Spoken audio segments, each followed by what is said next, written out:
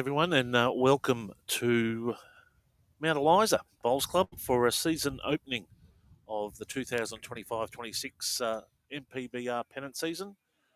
We come to you with a bit of a twist. We're doing the round 2 match on the first day of Pennant season, just because we're twisting it around, and we're a twisted lot down here on the peninsula. So we're doing round 2 just because the round 2 normally would fall on a Sunday. And we're chosen, or the Mount Eliza Club have chosen to play on a Friday night, get that little bit of an advantage and have the Sunday off.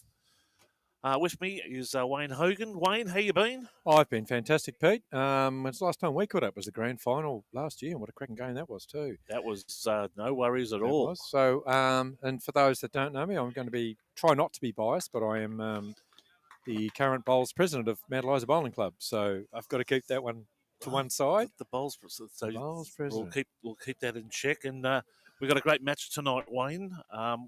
We'll intro the great man himself very shortly, Dave Allen. But we've got a great match between Mount Eliza and KARINGAL, and you can tell us a bit about the sides there, Certainly Wayne? Can. We'll start with the rink that we're going to be televising tonight. On the Mount Eliza side, probably, in my humble opinion, the best bowl that we've got on the peninsula. Been selected for the over 60 state again, was last year's Victorian state champion, moving down to Tassie next month to play off for the Australian Championships. That's Mike Pearce. You started already. He has. He's already started, and I'm trying to keep a lid under it. Backing him up is an old mate of his, Dave Harrison. Harrow's new to Mount Eliza this year. The opportunity came up. He's known Michael a long time. The opportunity came up to play with Michael, and he said, "You know what? I'm going to take that opportunity." Brian Hemley will be playing second. Brian's had a long career. Used to play Premier League up in Essendon. He's playing 2 at Mount Eliza now for 5 or 6 years. Very, very effective. And Jason Ross will be leading. Jason is the current MPBR pairs lead, and the previous year before was the novice pairs winner. So quite a strong side. They'll be playing against David Adams, or Doc as he's well known. You'll find usually there's a whole family of Adams playing. I think there's only 2 last week. There were 3 of them down at Caulfield. There was, that's right. So Doc and Steve will play tonight. Now Doc has skipped in our region sides. Very well accomplished player. A couple of years ago there at Ballarat, he was the man who played a bowl that brought us up into 3rd place. Fantastic player. So Nathan Willett this year is new to KARINGAL. No, he's been there a year. A year he's been there. He's playing through Dave, one of the younger players, also quite a gun. Lyle Taberner, the GOAT, the greatest of all time. He's been playing for about 1,000 years. They've brought him up, and rightfully so. He's playing second, and he will hold his position beautifully. And Paul Simmons, who's hasn't been bowling that long. He's probably only a 4th or 5th year bowler, but a specialist lead. You'll see his bowls. They're orange, white, and black, and you'll see his bowls around the jack a lot. So that'll be your televised rink. Fantastic. And we'll go shortly through the teams, but I'm going to pass you on to Dave Allen. He's just finishing his, well, we do the shuffle here because the Mount Eliza gust has just come through and blown everything. So Dave's got to find his headpiece first, Pete, so I'll keep chatting. Yep, you keep chatting. The reason we're playing the double header on the Friday is Halftime Heroes were good enough to come up and say, look, we'll televise the Friday and then we'll back it up again on the Saturday over KARINGAL. And it just and so thank you to Peter and Halftime Heroes for being able to do that. And that's why we're starting the night early. And the return of Servo, I would imagine, would probably be at KARINGAL on a Friday night. No question about that. Hello, Dave. Good to see you, mate. Wayne, how nice to see you, and how nice to sit beside the great man Peter Susovich tonight. This will be a crackerjack game. I look at the middle rink. You've got Mark Stanaway playing Peter Oram. And every line's got a champion on it.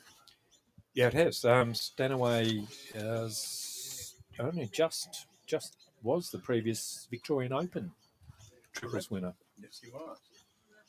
And I look at Justin Breen has got a CV as long as your arm. Yes, certainly has. Now, Juzzie's new to Mount Eliza this year.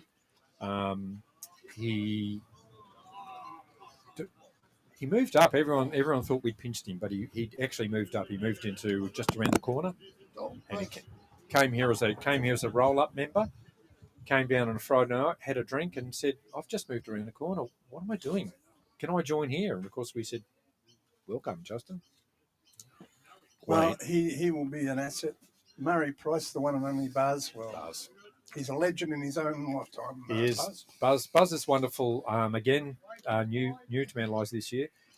His lovely partner Mel came to us last year, and Buzz, being the romantic that he is, decided, well, if Mel's there, the least I can do. She supported me for 10 years bowling around the peninsula. The least I could do is join her at a club. So more than happy to have Buzz. Now, Paul Jack, I have never seen before in my life. He's as tall as he is wide. So Paul Jack was the novice pairs winner with Jason Ross 2 years ago. Okay. Paul came to Moama with us last year as the midweek Division 1 winners. Yep. Paul has only been bowling 4 years, I think, but has already ticked the boxes and said, I just want to be a specialist lead. So when you get somebody like that, you jump straight on it. Very smart tactic. Now, the Karingal side, the skipper is Peter Oram, who was irrepressible last year. I think he won all the singles titles. Yep, champions. And he went and played in the state events and got a long way through it. Yes, he did. Peter, unfortunately, last year, being new to the peninsula, when the regions were cast, no one really knew much about him. But I've known Peter for 10 years. Right. So he's a terrific player, mate. A terrific player. He's, I'll tell you what else, he's an even better bloke. He is. You couldn't ask for a nicer fellow. He's a good fellow.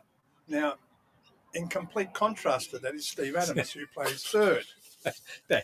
I'll let Steve know that. Okay, that was the other Adams that's playing tonight. So Steve Adams is Doc's brother. So Doc is skipping on our televised rink, and Steve will play. He's a good player, Steve. Richard Perry, of course, around forever. He's been around 100 years, and he's always value for money. Yep. Oh, and there is the other Adams. There you go. The Michael's whole family. the lead. He's the quiet one. Yes. Of the Adams family, and I think he's only there. This is his second year, maybe. Second year. He was at Mornington yeah. Beach for many, many years. It's not like we're going to go da-da-da-da. So, yeah, that's the three Adams boys all playing in the top division of Karingal, which is absolutely I'll tell you what, that game, Oram versus Stanaway, will be another beauty. Yeah, absolutely. It'll go right down to the wire. And, of course, in the last game, this should be interesting. You've got two guys who are best mates. Yes, Dale and Phil Crowder. Yeah, going head-to-head. Hard-pressed. Well, actually, no, I'll try not to be biased. I've known Phil and Dale a long, long time, and they are both very, very good bowlers. Dale is currently a Victorian State Triples champion. And Phil Crowder has only just gone previously 1 year out of being a Victorian Open pairs champion. So, didn't we hear about that for a while, Wayne? We're still hearing. We're still hearing about that one. Don't you worry about that. He's a fantastic character, Phil.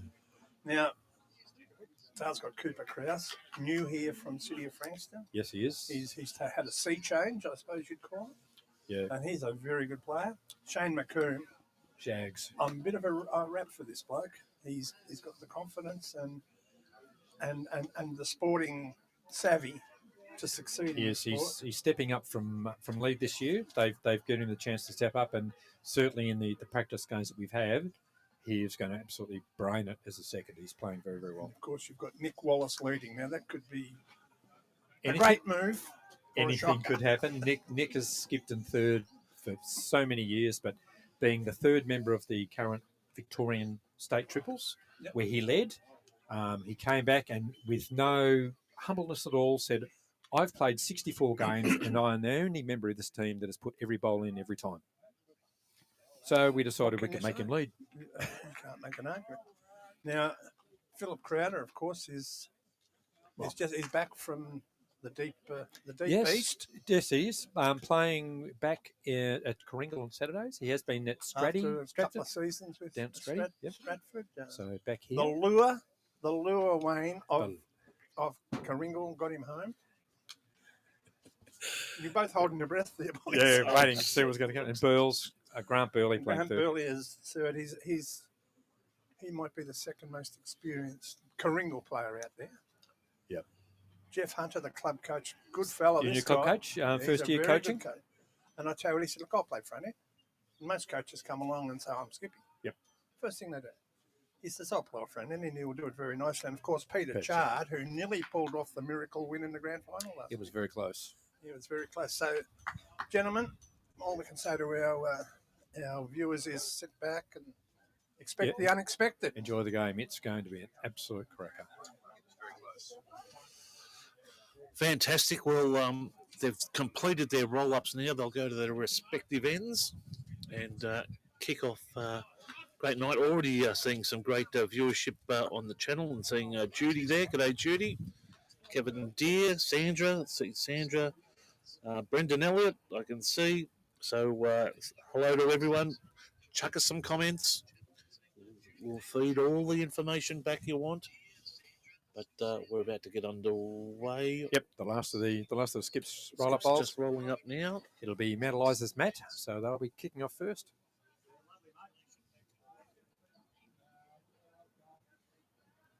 So they'll be playing straight through tonight. There will be no break because we're going to be here until about 10:30, gentlemen. So they're not stopping for a coffee. Just a nice little intro to daylight savings tomorrow night. Of course. Yes, we're a week too early.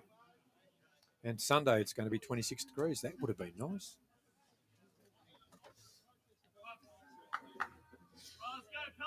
This is all part of the, let's just call it a restructure to fit in the... It was. But because there's the 9 divisions, 9 teams in Division 1 this year, I won't go into the details of that, but it is the right decision. And this is the equalisation. This week, so at the end of the season, 2 teams will come out to bring us back to 8. But to enable that, they need to play 18 rounds, not 14. So they're playing a double header. Then they'll play an extra before Christmas and start a week early. So finals will all line up with the rest of the divisions. It was a lot of work by the region, by the MPBR, and I think they've done a terrific job to come up with a fix for a problem that was telegraphed to us. We knew a few years back that it was going to be a problem. They've come up with a great fix.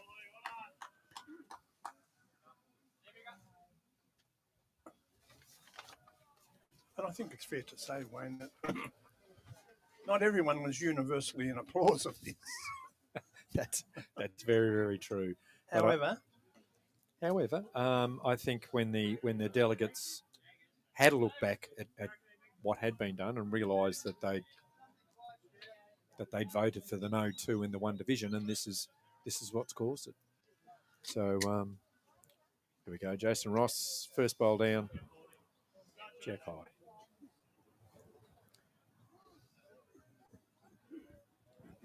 Arrow. Righto. Just we've invested in a taser. We're prepared to use it. I'm impressed. It's all right. I'll bring a slug gun. So Paul Simmons. Now, Peter, I watched a lot of halftime heroes coverage of the football this year. The G-rated one or the R-rated one. Saying nothing at this stage, but it was fantastic. Well done. That was it was great experience, and we're privileged to have over 1 million views in a month. So we're pretty happy, and we hope to continue that with bowls. So that's an excellent number, isn't it? We think we'll get equal, if not more, in bowls. Yeah, I'd probably like to see a better result from Mount Eliza than the football. But mind you, what a grand final that was, Pete. Wow. Point. Great match. They nearly won it. Exciting game. And it's good conversion over to summer with bowls. Absolutely. All right. So Paul Simmons, not a bad bowl. I mean, as long as you're behind, you're always a chance for everything. So Jason Ross, 1 on, 1 back. Look, he's a good bowler, Simmons. Oh, absolutely is. And a great lead. He focuses on those 2 bowls. So Brian Hemley.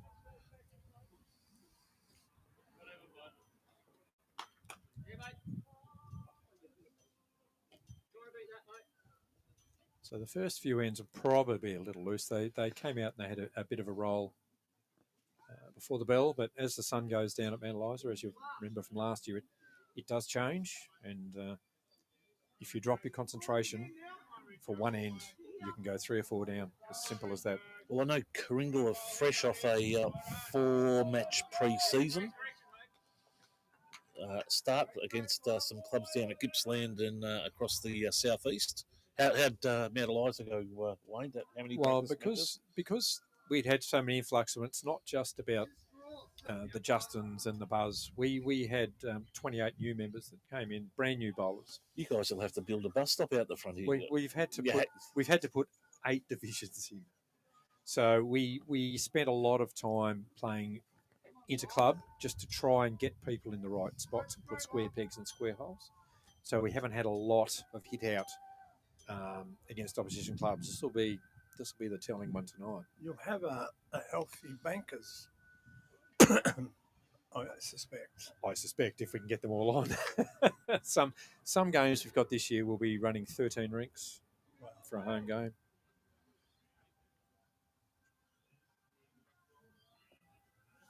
Here's David Harrison going up now to have his first bowl in competition for Mount Eliza. It will very be the first good bowl player. competition. Yeah, very good player, very steady. And a very good butcher, I'm told, too. Down at Moink. Yeah, well, we need to talk him up a little bit more, get a new sponsor. I sampled the round steaks this afternoon. They're about this tubular long. steaks. They're round. Is that right? Here he comes. But for those that are following the play in some of the lower divisions, you will notice that the thirds will spend a lot of time up at the head before they bowl with the skips. A couple of reasons, because they can check quietly with the skip and see what the tactics are and what they're expected of.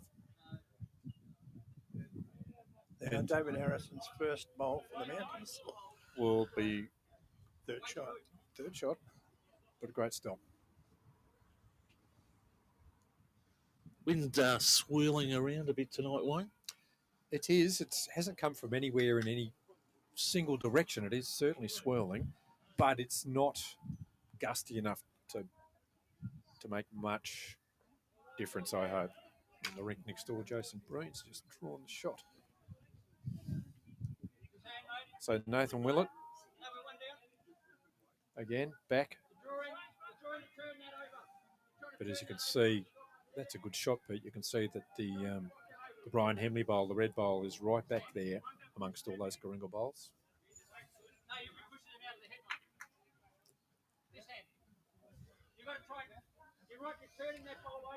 Viewership is we're beaming into South Africa tonight. Certificate. Well, very keen bowls nation, that one. Certainly a very proud record. They certainly are. They know how to bowl a bit. So again, David just trying to correct the weight and the grass, falling a little bit short. And Wayne, no major rule changes into the season.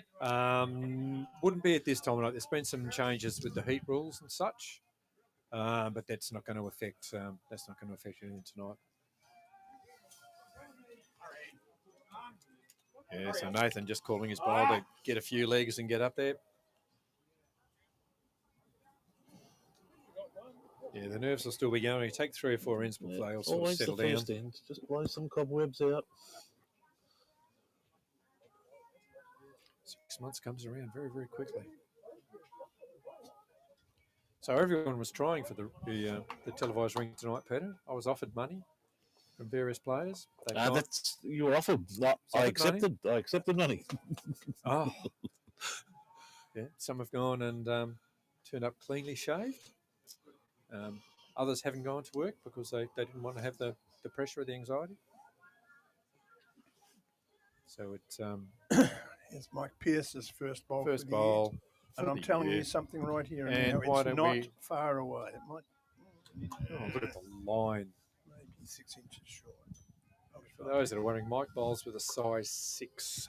It's a very, very big bowl. I had the pleasure of watching Mike skip for Victoria against New South Wales a few months ago at Dandenong, and he was far and above the best player in the match. That was the over 60s Oh. state, yeah. Yeah, well, if anyone gets the chance, I think it's on YouTube. If you watch the Victorian State Triples final where they played the young guns, he was just amazing. He was 5 down at one end and drew the ultimate shot to a blind jack. So the man can play.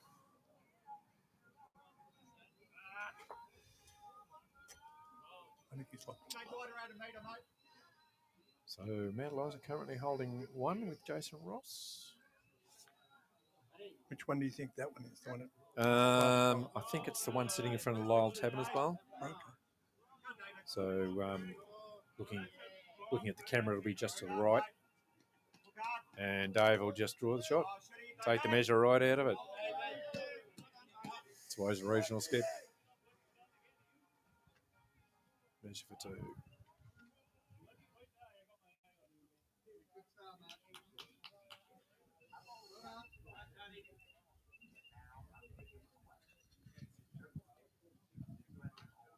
Might be looking potential for 2. Yeah, that's Lyle Taberner's bowl. Just the one. So Dave drawing shot with his last.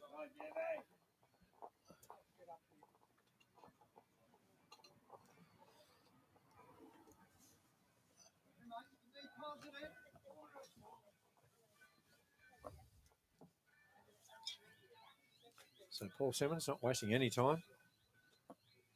On the mat, check down.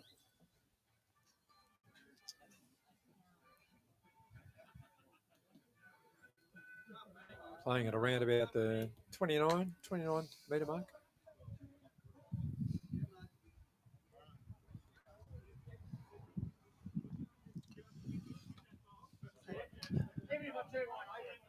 Actually, for the start of October, it's not a bad night. It's only early. Well, we've got the heater. That's a backhander. Yeah, Paul Simmons drawing within 18 inches first bowl. You can't ask a lot more for your lead. Mike Pearce asking for Jason to follow him down on that hand. If he gets the weight right, he can push him through or just be under him.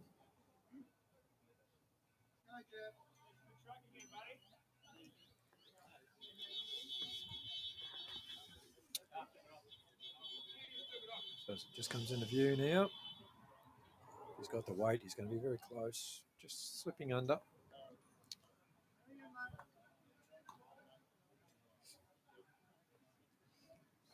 So Paul will be looking to capitalise on his first.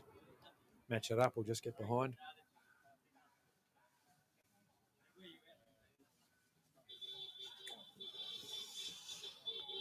Always renowned in the streets of Mount Eliza, just the larrikins that just frequent the place. Yeah, we don't. A little toot and a horn. So that's a good opening lead there from Paul Simmons. That's one just in front, one behind. Couldn't ask for a lot more than that.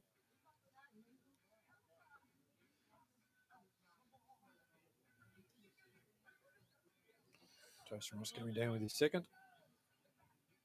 Making sure he gets behind. The legend himself, Lyle Taberner, up on the mat. I think Lyle needs to buy a new jacket, David. The fountain of youth, Wayne. He certainly has. He looks all right for 107, doesn't he? I think Lyle celebrated, was it last year, 50 or 60 years? He's been playing 50 years. Certainly been a long, long time. 54, 55 probably. And just draws the shot.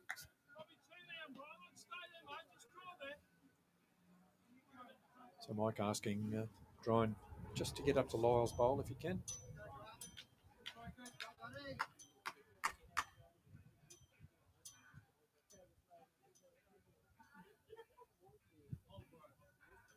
That's going to drift under. He might get a bounce off Jason. Yeah, there is a breeze, and if you're not taking your grass on that, definitely swirling around. Yeah, if you're heading towards that top green on your forehand, you need to put the grass on it. Lyle Taberner, second bowl. Good promotion. There you go. No measures in there now. And surely, Wayne, with all the members you're getting in there, surely the roof's got to be coming. You should have a chat to your boss and see if he wants to sponsor us, Pete. Well, yeah. I'm not saying a word. You got me checkmate there. No, there are roofs coming though. The Frankston roof is a definite to go, and Brian Hamley just Wow. And I noticed you were out at Caulfield last Sunday, Pete. Fantastic, Isn't it ever? Yep. The guys, I was just listening before Mike and the boys played up there in the state final of the BPL Cup, along with the Adams, and they were very impressed with the green. Yep. The blue, but also the speed. I think running at 15 and a half. Yeah, it was quick. It was, but very, very true. Yeah, they've done a great job, Caulfield. They were a few years back they were struggling a little bit, and they grabbed the bit and they raced ahead with it. And they're there's some wise men. As the Unibomber just walks by. So we've got yes, and they've got some pickleball courts going in very shortly. They're under construction, and that'll be a great addition for their club up there, and a bit of multi-purpose, attract some more members. Halftime Heroes pickleball. There you go. Well, I've already done pickleball. Stay tuned. Been down to the Sorrento Community Centre and done some pickleball action down there with Greg, and it's the fastest growing sport in the world at the moment. Yep, I believe. If you're not sure if you want to play squash or tennis, pick up pickleball. Oh, it's Harrow almost was a shot behind. G'day, Brendan. Thanks for saying hello there.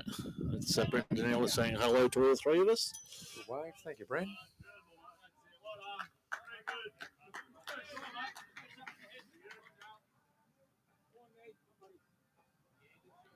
So Nathan's playing a very similar colour bowl to Lyle.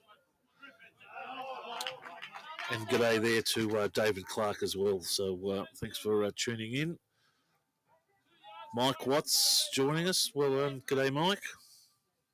So Mike Pearce just asking Harrow to half a yard play through the red.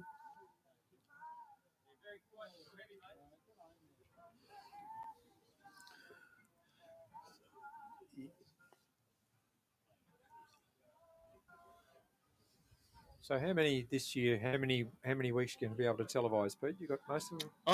Well, I'm going to plan to do most, as much as I can. But being based out of KARINGAL, which is nice and comfy. Absolute blessing, yeah, with the roof. Well, there is a strong rumour they might build me a little room there. So it would probably need to be more than a little room. No, Pete. I'm told it's little. Just to need to sit in my office. If the wife wants to find out where I am, she'll know where. Well, I did notice when I was there at Caulfield last week, I looked around, I could see the television was going, and no, Pete, you had a little warm office behind a glass window. How's that? It's totally professional. Yeah, here we've got you in a shelter shed. No, that's great. It's great to get around the peninsula and just try and do as much as we can. And we'll try and do the major events. Yeah, I think it's fabulous. It's great for our region. Can't thank you enough. And of course, we have to mention the sponsors that are associated with Mount Eliza tonight, and of course also Sherry. support. So that's Sherry Motors down at Mornington. New sponsor this year. Thank you, Duncan, for bringing them on board. You'll also see as well Goodyear, and we'll display some more sponsors there as they come along and flicker. And we always get some people to say we don't like that little rotating sponsor flicker in the bottom left-hand corner, but folks, that helps support clubs. It does. And I can say with Cherry, we've got 3 members here that have bought Cherry. So if you want to be part of the Cherry thing, thank you, Mike Pearce. He's done it again. He's done it again. He's just made 2 with 1 bowl. 1 down to 2 up. Wow. Yes, if you're not sure which Chinese car you want to buy, go and have a chat to Cherry in Mornington. Tell them Mount Eliza Bowling Club sent you. So lots of talk. And of course, there's inside bowls. Inside bowls, the world's number one. Preeminent. That is the world's number one, right? Did you get your edition this week? I did. And as I said last year, Dave, and any club that wants to do this, I get an edition from Dave as bowls president, and then I send it out to the rest of the members. Unfortunately, it doesn't come up on his list of, just missing. But yeah, it goes through to, we're over 240 members now, Dave, so it goes out to all of them. We're very appreciative of that way because we're all into spreading the word. Yeah, absolutely. And in the last couple of years, I can say I've been in this game not as long as you. I've been in this game about 20 years, and the interest, thanks to Pete, the pioneer, Bowls Streaming, Bowls Victoria onto it now, Bowls Australia onto it now, BPL, etc. Pete Susevich was the first one to do it all those years ago, Peter, before anyone else got onto it. Absolutely fantastic, mate. Don't worry, I got the warning letters, don't worry. Yeah, I do remember that. You can't do it on a Friday night. Why not? You know, So good pick up. Last week, gents, I was away at the World Singles Championships at Club Barham up on Barham, yes, up in Murray. They did a really good job too. And there was a live streaming team in action up there, and it was the Bowls New Zealand live streaming team. They got 3 guys in their mid-20s who they are trying to make into a professional outfit, and they sent them over here. That's just brilliant. It was brilliant. Absolutely fantastic. I feel honoured, Dave. 3 New Zealanders to 1 Australian. That's not quite enough. They needed another one, I thought. But it's one of those great sports that you can get onto YouTube or at any time, and there is somewhere that your local grassroots sport is being televised. It's just brilliant. I don't think any other sport has quite got there at the stage that we have yet, and I think it's just brilliant. Jason Ross, yep, it's 2 on that. 2 on that end? It was 2 on that end. They will update it. So Jason Ross leading, and Mike Pearce has to pull the chalk out of his pocket in 3.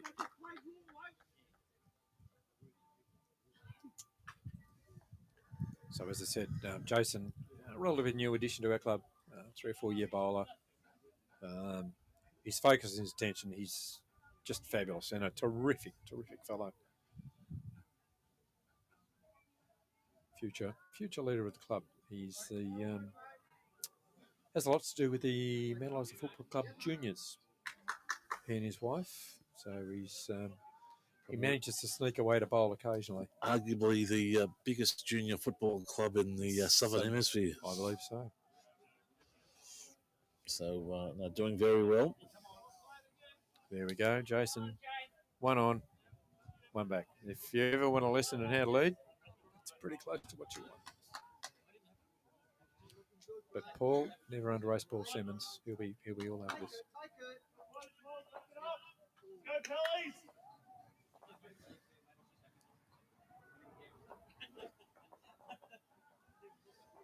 Fair crowd in attendance as well. We'll see some probably. Are you allowed to say it? Spies from other clubs? Yeah, there's a few there that I can see. I see some Frankston people. Looks like Grant Catterick up there as well from Clayton. And I certainly know inside when I went to get your last can of Coke, Pete, the place was full inside. Heaters are on, and we've got it up on the big screen. So that's the new generation. They'd rather watch it on telly than watch it in real life.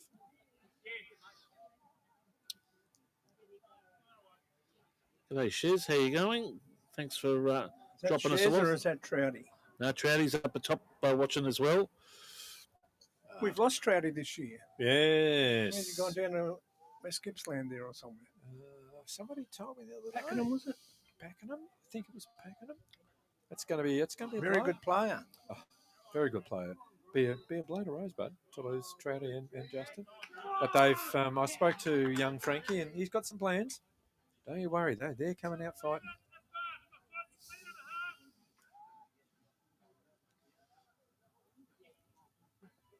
So we're kicking off before Metro, Dave. They're a couple of weeks away yet. And Gippsland as well. I noticed Gippsland. I was thinking of popping down to Gippsland on the 18th for their season kickoff. Oh, yes. Ooh. Brian Henley, Brian lovely Henley, bowl. just Lovely bowl, Brian Henley. He's a quiet man.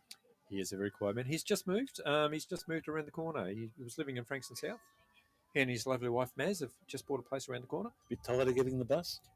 Bus is a bit full. Just a bit tired of mowing all those lawns. So yeah, and great club fellow. As soon as he was within reach of us, he's got, what can I volunteer? What can I do?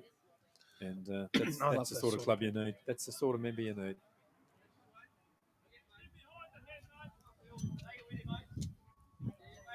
People seem, Wayne, they seem reticent about volunteering these days. I can't understand. It's a good feeling.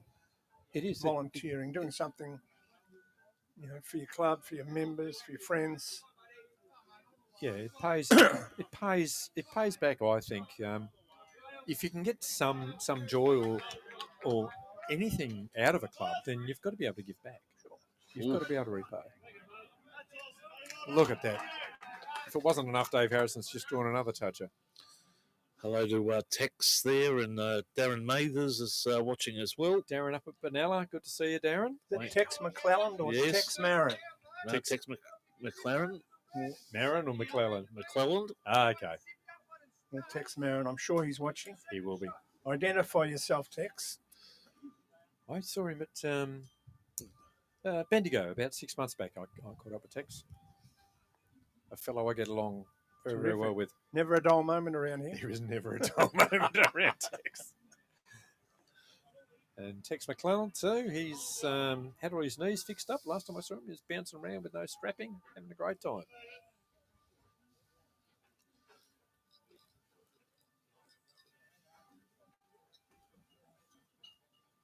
So Mike Pearce's rink sitting 3 up.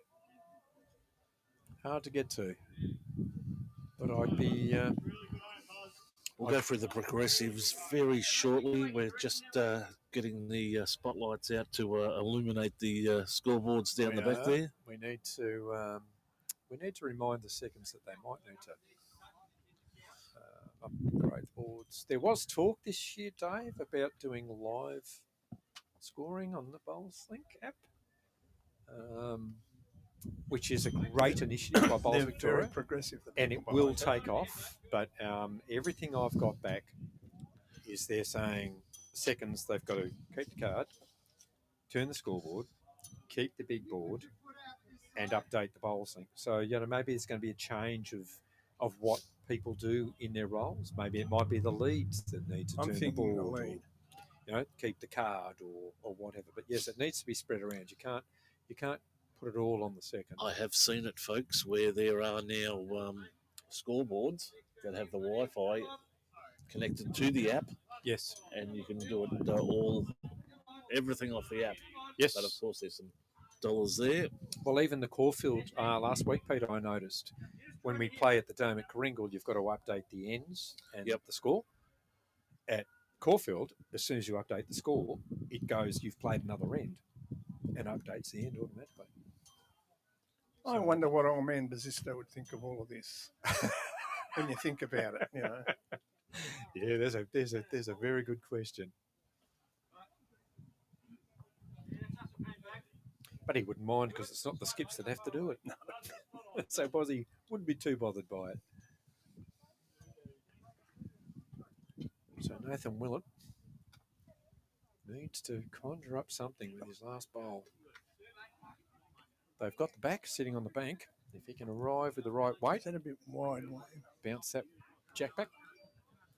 G'day to Mike Boucher there as well. He's close. Well, he's good. He's a foot off and 3 down.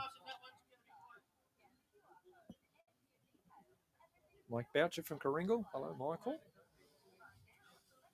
He's been a servant of the Karingal Club for a long time. Still is. Very, very popular member. We were just talking about people that volunteer and put in, and Mike Boucher is an absolute shining example of it. I suspect he's probably held every role at the club. Yep, that's true. Does it all with a smile too, eh? And he does, and that's coming from a man that's never played in their Division 1, never been one of their big guns, but just loves the club and not the worst player you'd ever see either. No, he's not. terrific bloke to play against. I've played against him a couple of times here and with Turkey Triples and the Winter Pennant over at Hastings. He used to play over there. Terrific fella. So Mike Pearce trying to figure out a way to get behind. What do you think the count is there, Wayne, for? Three. Nathan Willett's bowls just sitting, looking at the screen. It'll be just to the left of the red bowl, so it'll be 4 shot. I see. Gee, there's not even a certain kill in there, is there? No, there's not. And I mean, you've got to look at this. Is the first game of the season. They're 3 or 4 ends into it, and there's 4 bowls there within 8 inches. Yep. So it's good to see. It's good to see the clubs. They've got through their winter and they're coming out the side. And one of the questions certainly that's come to me as president from other clubs is how are these people going to fit in, all these new players? You've got, as Doc has a look up the middle. No, he's gone the other way. People need to understand that as a region, even if you're playing as an opposition club, or over the years you make friendships and you know everybody. So when somebody comes to you from another club, there's no trouble with them fitting in. Mike Pearce going all the way back for the big drive, and that's out of bounds. Not your best bowl, Michael. We'll put that on the Christmas tapes. Yeah, we will. Yeah, I can put it on loop. But yes, so when a Bars or a Justin or a Cooper comes here, we've known them. We've known each other. We're good friends. So here we go. There we go. Look at that. 3 down, 1 up, 1 bowl. Wow. That is why Doc Adams skips regional. Fantastic bowl. Which is where Michael was trying to get, was where that check ended up.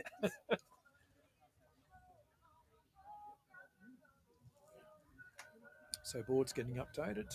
The question with the influx of new talent at the club, the question I kept thinking to myself was, where are you going to put them all? And you had to enter a few new teams. We did, and we went from 5 to 8. And that's not because of the 3 or 4 bowlers we at the top. It's simply because I have no idea why, but it's taken off, and I put it down a lot to our community challenge. Which is last time we were here, Peter, you'll remember, we were sitting right in this space, and that top green up there was heaving. Absolutely full. Heaving with rookies. That's right. And they were having the time of their life. Yeah, and it was warm. I remember that. Good on it. It was warm. As for the high-profile players who come here, I kept thinking, well, you can only fit 12 on the side. Yeah. And you guys were runners-up last year. Yeah. Well, I've been pushing the MPBR to go back to 16, particularly this year.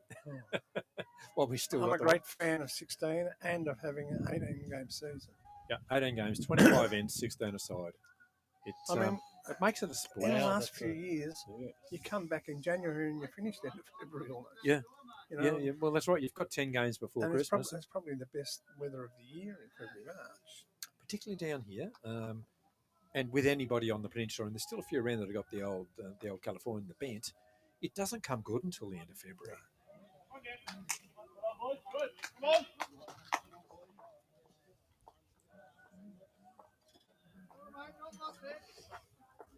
We need to.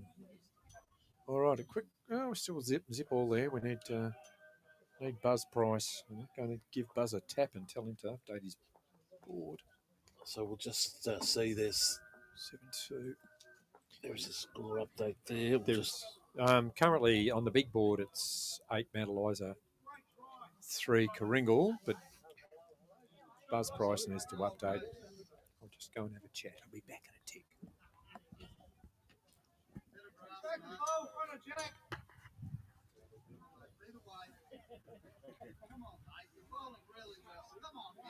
How the movie stars going? Fantastic. All right. Stan, how you been? Good, mate.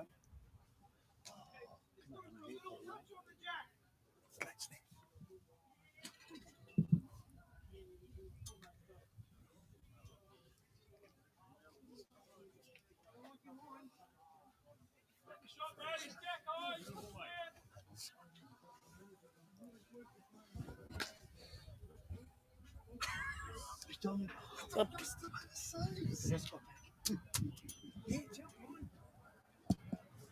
We introduced Stan Slawinski back from the Northern the Coast. Bering Sea Straits. And Oh man, it's cold. you've just come back from Iceland. It was warmer on the ice. How are you, Stan? Anyway, over there we can't see the scoreboard. So, what is the score? 3-2. 3-2 on this one to Mike. The middle one, what's on there? Can't see.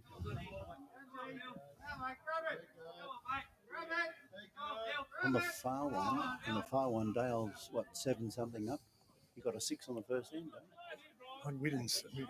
Okay, that Dale got a 6 on the first end against Phil Crowder. Am I on there? Yeah, of course you are. Just speak normally, Okay. Stan. We're pumping through. Okay, so on the far rink, Phil Crowder against Dale. Dale's 7, Phil Crowder's 2. The middle rink, it's 2 each between Peter Oram and Mark Stanaway. And on this, it's 3-2 to Mike. How you going anyway? You all right? How was the World Bowls? Very, very good. Aaron. Very good. It's good.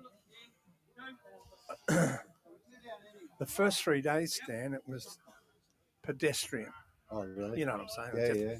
Yeah. Qualifying games, and Bill and Fred would go off, and on would come Jim and Harry and play. But the last day for the finals, they brought in grandstands and dot matrix screens, and they set the place up, and it was just it could have been Madison Square Garden, if you know what I mean. It was fantastic. Good. And it the lasting impression's important, and it was fantastic. Fantastic. So, That's great. and it's on there again next year, which will be good. Uh-huh.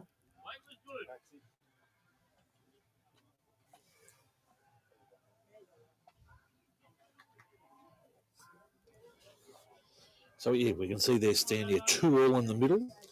Yeah, 2 all in the middle rink. Yep, and 3-2 here. But the far rink. the blowout is on the. We'll call it a blowout. They'll be listening down Gippsland. Okay, yeah, Dale and Phil Crowder. Dale's 7, Phil Crowder's 2. But Dale got a 6 on the very first end, half a dozen. 6-pack.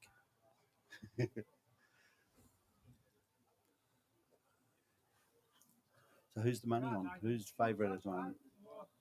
For the season. Oh, well, for this game, first of all, you would have to say Mount Eliza favourite on this one. Well, they should. Home ground. You'd imagine they should be. They got some solid recruits too. Yeah.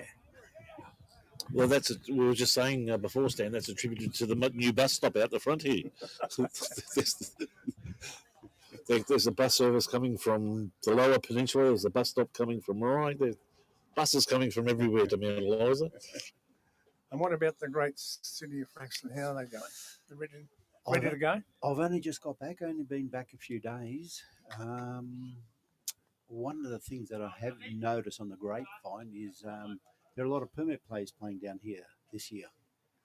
Just looking at the teams across the board this week, which I am absolutely thrilled about, because I know a lot of people are against permit players, but I like it down here because it increases the standard. Yes. And that's what you want. You want to play against the best players. Would this be because there's a couple of rounds before? Oh, 100%. That's a great thing, isn't it? Yeah. Be worth doing it every year, huh?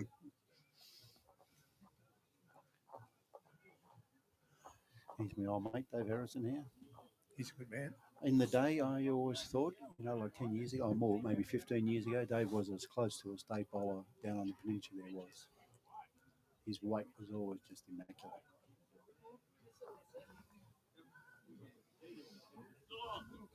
So who's the best player you've seen down here apart from yourself? And I say that, I know you're a modest guy. Yeah.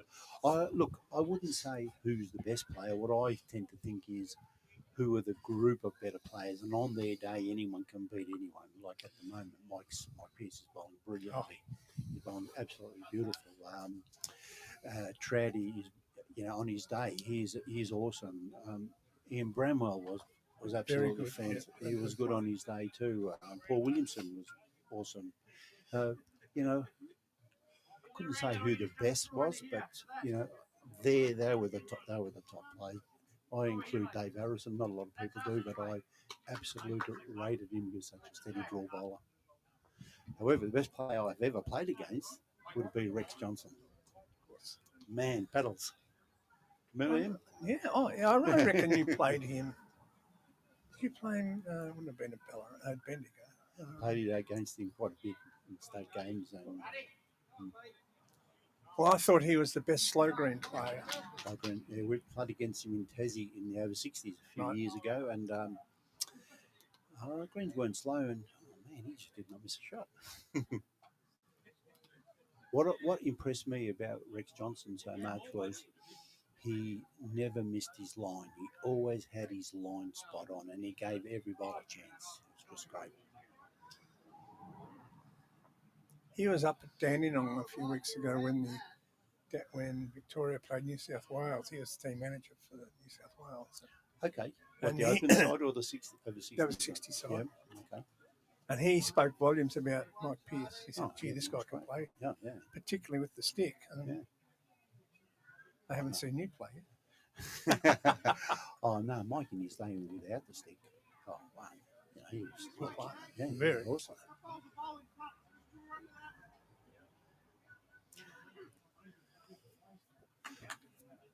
So Stephen just asking if the beanie is bowls approved, and it is. It's just inside out, that's all. So it was a bit dirty, so the players have just turned it inside out. I've taken Wayne Hogan's place here on the microphone, and he's getting a little bit upset at me. He's giving me the D look over there.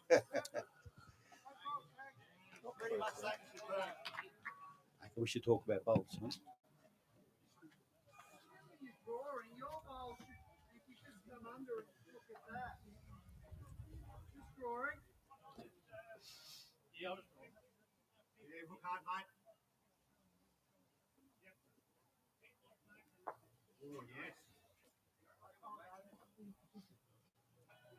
I think I still think you can get the little edge there, bang, you get the shot, mate. Just drawing.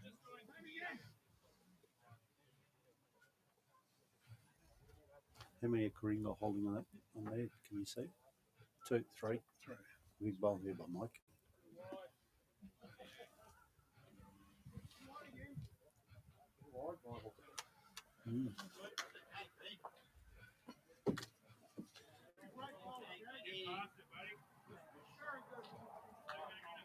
Those two. Still there, find the gap.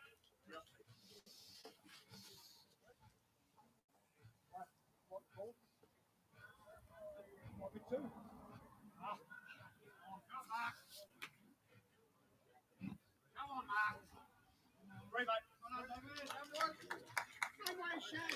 Makes it very interesting. 5-3 on 4.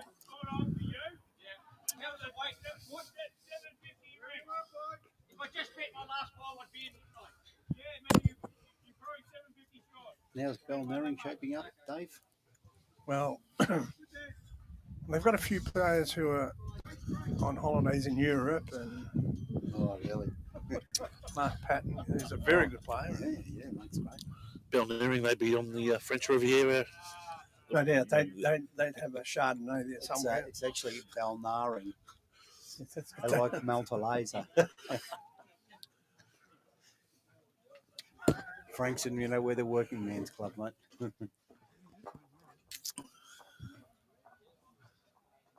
Paul. Big stuff, bud.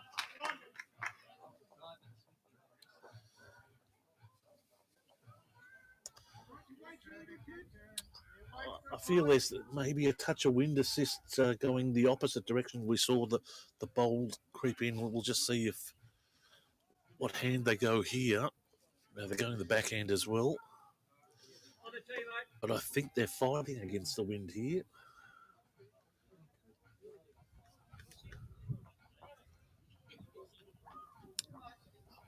Wind coming out of the east and just shooting down the left-hand side of the building there, and just coming out and going in a northwesterly direction. Stan, you asked about Balnarring. Tomorrow they play Karingal at Karingal. Yep. And their new coach, Graham Duggan, I don't know if you know Graham, he's ex-Morty Alec coach. He's a lovely bloke. He was a very, very good cricketer, he was. Oh, was he? And it's his debut. He's playing third to your good mate and my good mate, Steve. Stevie, yeah, okay. So it'll be interesting to see how they go. Yeah, it'll be good. I mean, they're probably playing a side that might be half a class better, but you never know. You never know. I mean, they got it. 12 blokes, They got 2 in the bowls final. each. They got in the finals last year. Yeah. Yeah. And I guess it's that thing. Clubs like yours, your powerhouse, but at least playing in the finals is an expectation. But for Balnarring, it's almost like Yeah, it's not the ultimate. 100%. It's great. I mentioned on the halftime heroes during the year down at Balnarring, the juniors had their finals down there, the football finals, and they asked for council assistance, and the council obliged and proceeded to fine $30,000 worth of car fines to people that park their cars on the roads down at Balnarring. So so if you're a councillor down in the Balnarring ward, you'd be you wouldn't be au fait at the moment. I wouldn't be identifying myself in the local shopping centre. No. Well, Balnarring's got a poor case of bad reception on the mobile network. So unless we can do something, we'll have to pedal harder on the treadmill. Well, last year's grand final was at Balnarring, if you remember, KARINGAL and Frankston. And at the end of the day, it's probably as fast a green I bowled on the peninsula. Very good greens. It was about, it must have been more than 7 green. I reckon the bowl was coming back almost. Almost 19. That was a cracking game, wasn't it? Yeah, That was fantastic. It was nerve tension. People were starting to snap at each other. You know that stand. Yeah, Coops played that winning bowl there. Coops played that winning bowl, and now, Mount Eliza got him to play the winning bowl. No, that's good. There's no hassle there.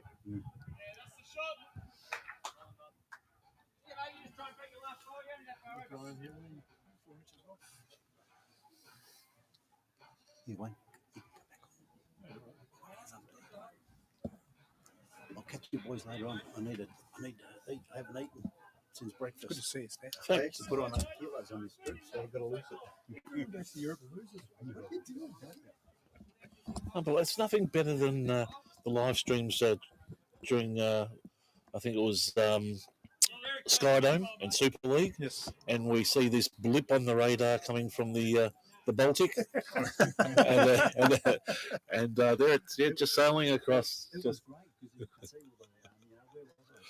Sometimes it was a Panama Canal or next to an iceberg somewhere, and I was getting live stream. It was fantastic. Yep. So for those that are running it, Stan, it was Stan's retirement trip. So I was told it was his ship. So Stan, a great man of bowls, played state, played everything, but also a very He's very the smart man gem. that had a He's the great gem in business. our crown down here, isn't he? Certainly is. Him and Mike.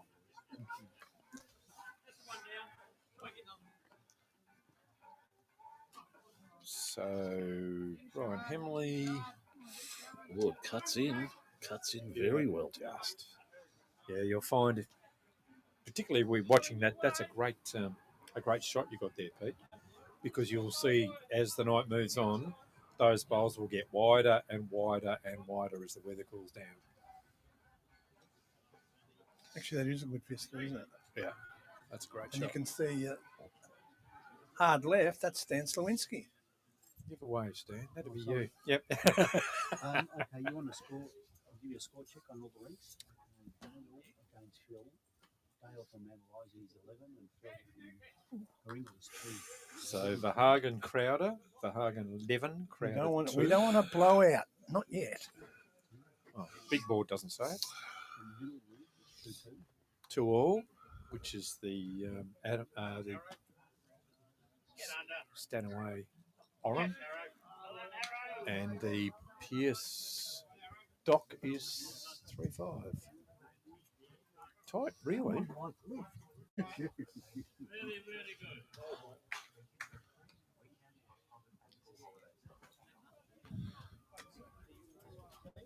So, shout out to Good of Life to Todd.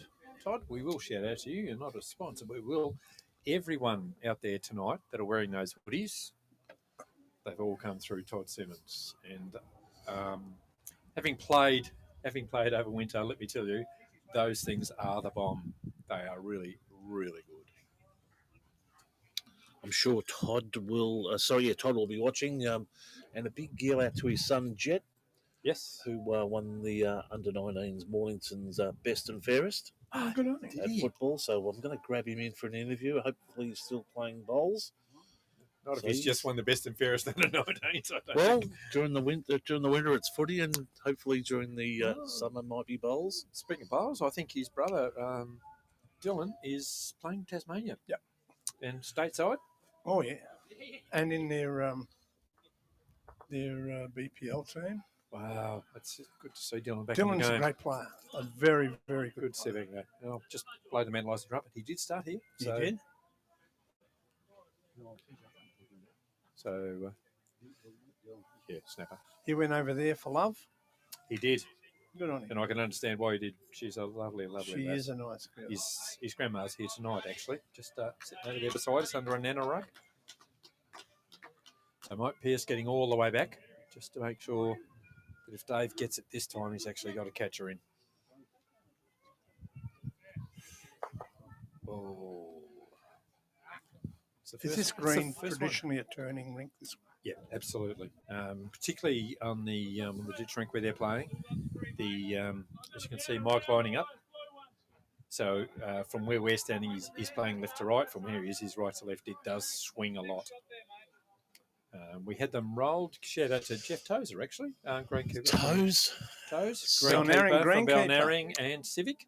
He figured out how to get that great big roller onto a trailer, and he brought it down here, and he rolled both our synthetic greens for us. So those that don't think you can roll a synthetic, yes, you can. There's And Mike Pearce Mike just Pearce. draws another. 4 shots. He's got that 4 back with interest. Yep. So we had the greens rolled about a month ago. So they're a bit like a billiard table. They're not a run or a line in them at the moment. Yeah, with a heavy roll. We spoke to Berries, and they said sure, as long as you make sure the greens are wet, so you don't destroy the undersurface, and you just flatten it off. Feel free to roll. Stan's asking when. About 3 weeks ago, Stan. Because we've put in, as a club, we've put in to host as many MPBR evening stuff as possible, and that was one of the requirements. They said that our top green was getting a bit liney, and they said if you can do something with that, we sit down and talk. So yeah, we went out and had it rolled. Dave, see the guy Mike Pearce is talking about over there. That's Dean.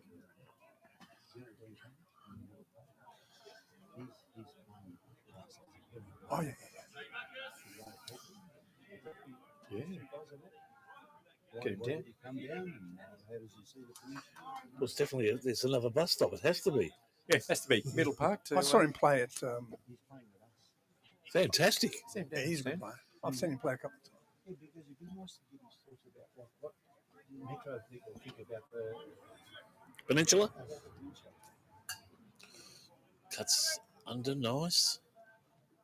Well, and I'll just Dave and I will sit here quietly and go, yeah, we've been somewhat underrated down here on the peninsula. People don't think that we, I play Metro. Well, good on you.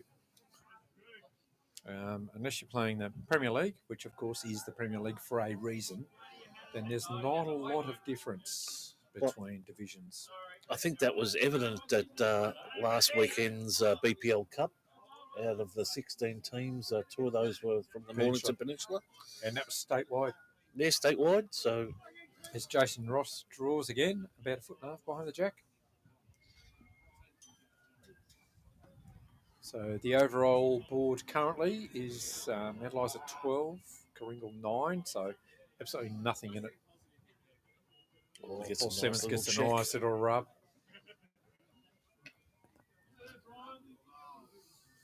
All right, Stan's just whizzed off and got a Middle Park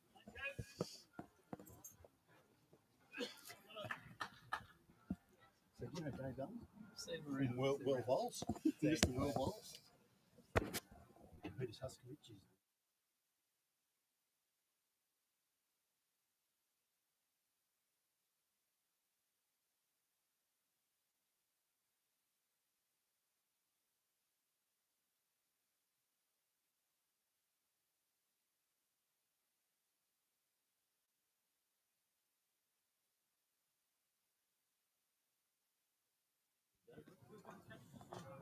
Well, we welcome Dean Curran to the microphone. Thank you. Dean, you're one of the boom recruits at City of Frankston this year. We've seen you play. You play a great game of bowls. Thank you. And I hope you enjoy your time down here on the peninsula. You know, we may be low profile, but we're high intensity. So there's a lot of noise down the peninsula. Got a few good mates who play around at different clubs, and I guess personally when the opportunity arose with Frankston, who've been just an unbelievable club, watching them from a distance for a few years, and when I couldn't get a couple of their players to come to Middle Park, they asked me to come to them, and just thought, why not? Something a bit different. I'm all about learning and challenging myself, and learning with and against brilliant men like the one to my right, and a few other club mates that I'll have. Over the last 3 or 4 years, particularly, I've noticed that Newborough, you guys have all come on in a rush. You know, a couple of years ago there was like 2 Middle Park guys, but I think last year there was about 6 in the last 10. Yeah, we've had a bit of a love affair with Newborough. A few of us have had some good runs. Personally, just being able to have a game against Corey Wedlock was just an unbelievable experience, and then to have lunch with him and pick his brain, and then he ended up playing another one of our fellas, Daniel Dimry, and one of our other boys was playing Gary Kelly. So we do enjoy. Well, you're right in the top orbit there. We are. No, there aren't too many better than those guys. Absolutely, but just always learning and trying to get better, and we bring that back to our club back in Middle Park and now Frankston, and just try and get better ourselves, and then therefore helping out the whole club. So tell me, what did Stan say to get you to come? He didn't pull out that wallet of his, did he? To be completely honest, Stan didn't have much to do with it. There was a couple of other boys. He went on the cruise with him. Well, I mean, if we have a good year, maybe I can get on the cruise with him next year. He owns the boat. But no, it was actually a couple other boys who spoke very highly of Stan, and Stan and I played against each other a couple of times and run into each other. But to be able to learn from a bloke like him who's been there and done that across the scene. So you know Barney and so Barney and Stangy were the two. They sort of helped me get started when I first started playing bowls. And they're terrific guys. They are. They're great guys and good bowlers. The City of Frankston Bowling Club is just, it rules the roost down here. Even though I think that a couple of sides and they're playing out here now, they'll give them a run for their money this year. Oh, I think it's nice to be chased.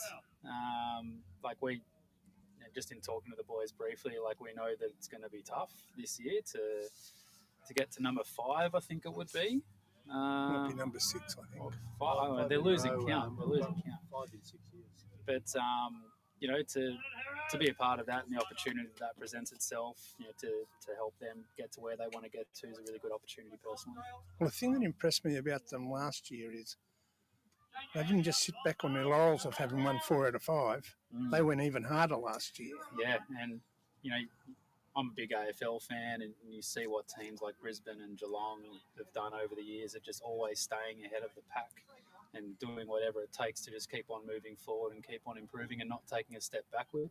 I'm a really big fan of that, and there's definitely a lot that we can take from that. Now Middle Park, that's in the Grand Prix precinct, isn't it? Yeah. What happens when the Grand Prix on? I gather there'll be no bowls. Well, there's no bowls. So the Grand Prix usually happens right around Metro Grand Final time. So we shut up shop for about 10 days and just don't go near the club because you cannot get in unless you got a Grand Prix pass. They use our club rooms for administrative purposes. And I believe there's a nice little check at the end of all of this. I'd hope there would be. I've seen none of it, but you know, they take care of us, which is great, and we afford them that space. But they're in and out really, really quick, and we can sort of see it from a short distance away. I can remember 30 plus years ago, Middle Park was the fastest grass green in Metro. And they played a lot of finals. They used to have a white flag and stuff like that. So it has a proud heritage. It does. It does. It went through the doldrums there for a while, but then all these new blokes come along like you. Yeah. Oh, look. I mean, I've only been there the last 3 years. There's a lot that have been there a lot longer than me, and I don't need to mention them by name. They know. So who's been coaching all you guys? This year it's me. Funnily enough, just a bit of a change of the guard this year, which was something that I was, really just full of gratitude to have that opportunity to lead the crew in coaching. But we've had some amazing coaches over the years: Dan Mars, Jeff Harding, Rob Brillier, who's moved up to Queensland, Randall Dimmery. There's so many incredible people, and we just keep on moving forward. Like we said, you said we're an old club. We're just about 125 years old. And the place is always full. We're coming up to that time of year now where we'll get upwards of 800 to 1,000 locals popping in for their Christmas parties. And I suppose it's drinks at 1970s prices too. We can only hope. We can only hope. But the place is absolutely buzzing as the weather warms up. It's an incredible place to be.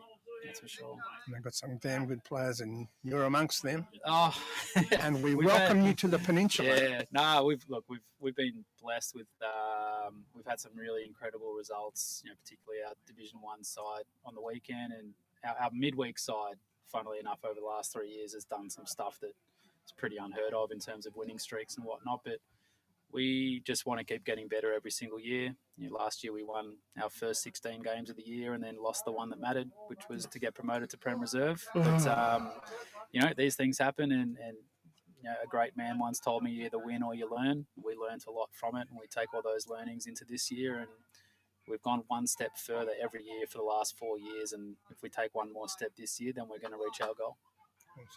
Thanks so much for coming. Thank you. Thanks to the for having me. That was very and unexpected. We'll be watching you with interest. Looking forward to it. Cheers. Thanks very much. Thank you.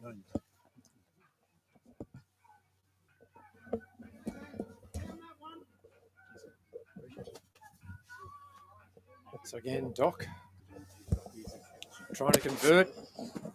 Wide. It's just Media Street down here, isn't it? It's fantastic. Everyone's coming down, Dave. Years and years. What a nice fella he is. Certainly is. And knows his way around a microphone, let me tell you.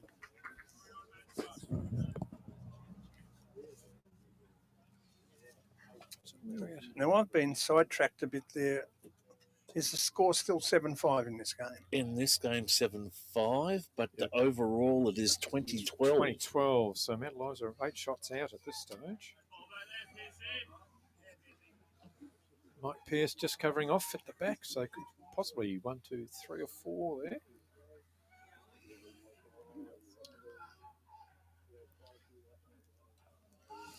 We might be onto something here.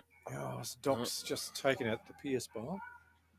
Again, that might be a number against KARINGAL. And just looking around, we were just speaking with Stan Swensky, the young fellow from Middle Park. It's an amazing thing. They're down here, and they're all in bowl shoes, Dave. They're all wearing bowl shoes.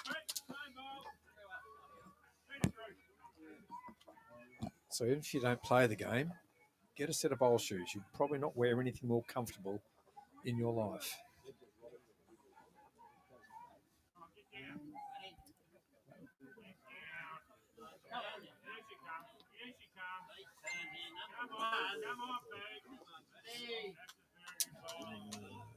Next door, Peter Arm draws the absolute. Justin Brain calling Mark to play through with a bit of weight.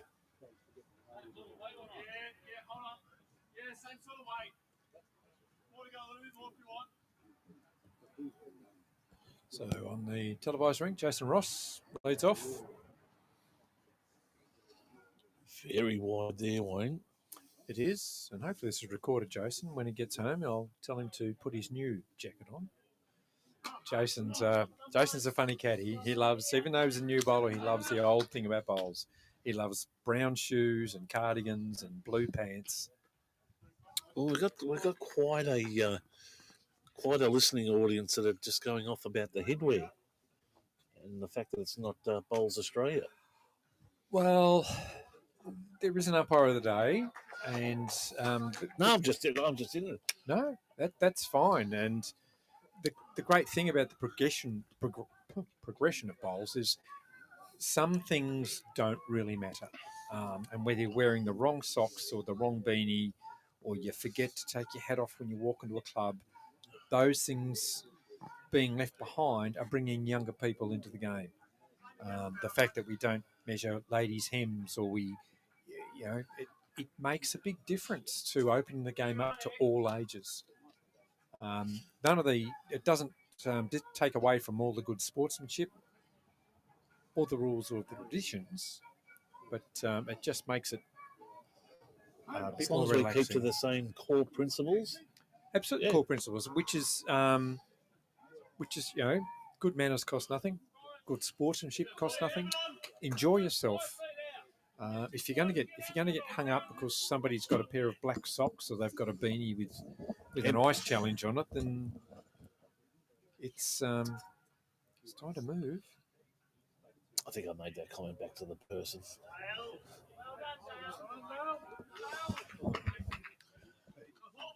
So Brian Hemley, just trying to draw themselves. Brian Hemley again, a foot behind. As I said earlier, Brian came to Peninsula as an ex-Premier League player for Essendon, played up there with the Flappers and all those people. And as far as the second goes, he just knows the job inside out and he applies himself beautifully.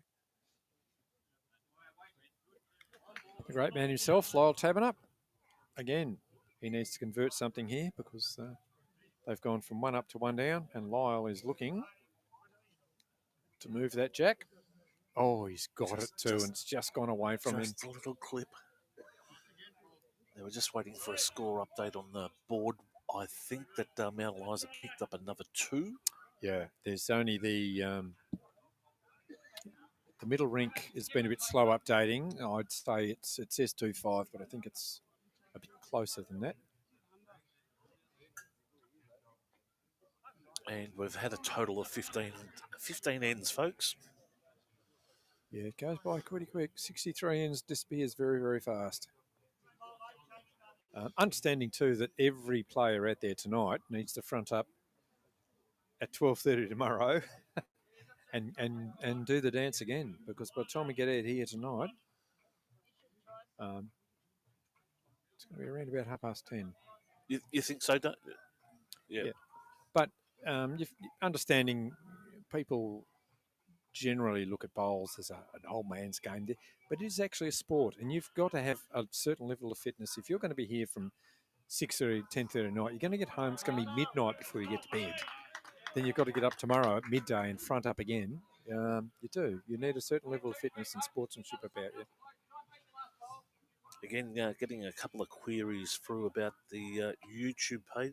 So a couple of people want to chuck it on their TV at home or their smart TV. I'll chuck the link through. Yep. And you'll be able to watch it there. There is. We had our club itself went to the Halftime Heroes page and picked it up from there. So it's running inside on the big screen. So Dave Harrison just looking. Beautiful weight. Just turned away. So Mount Eliza currently holding 1 with the red bowl back there. I'm just trying to orient myself because we're backwards. So the red bowl that's sitting at about 7 o'clock, which is the Brian Hemley bowl, is holding shot.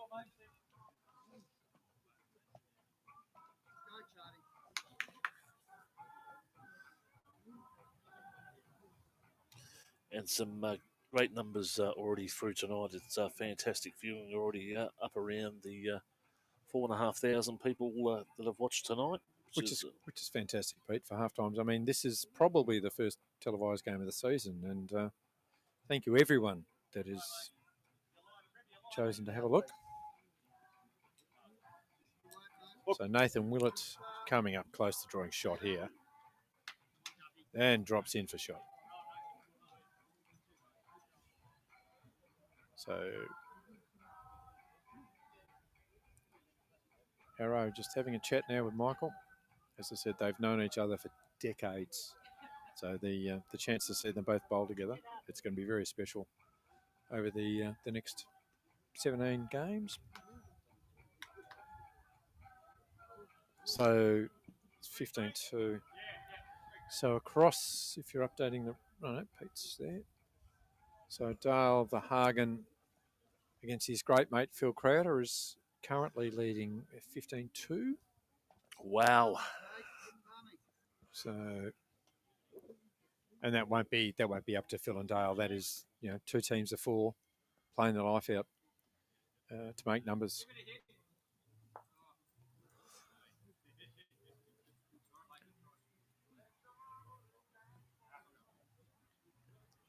So Harrow now getting on the mat. He needs to convert. They were holding Metalize, but they are currently down to the Nathan Willett blue bowl, just to the left of the red.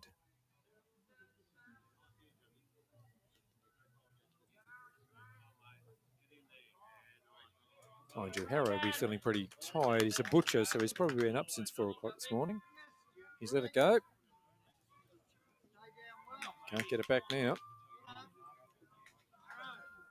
And he's sat it clean as.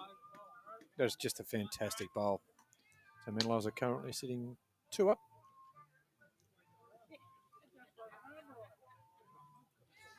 Yes, it's great to see him to grab the opportunity to play with his great mate Michael. So if they're going to play like this all year, I'll be paying to watch.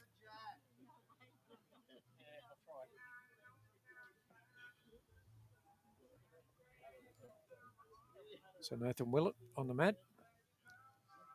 Needs to find a way through like he did with his last bowl to draw a shot. He just needs to play exactly the same shot that he played. So he's playing backhand. Looking to find that gap between the orange bowl and the blue bowl. He's just pulled up a little bit short. So Mike Pearce walks to the mat, holding 2. And it looks like they've learnt their lesson. They've ensured they've got the back bowl because Doc Adams has been playing weight and through the head conversions very well. He's only missed 1 all night. So Manalizer appear to have woken up to it and make sure they get a back bowl. And Wayne, sorry, on the far rink, sorry, the score there? On the far rink, which is the Verhagen Crowder rink, yep. That is currently 15-2. Verhagen 15, 2 to Crowder. So we'll keep that updated for everyone, and we'll just go through those as much as we can. Yep, but currently holding 2 over there, KARINGAL. The middle rink, which I think you've got there, is 2-5. So Metalizer 2, KARINGAL 5. That's the Oram Stanaway rink.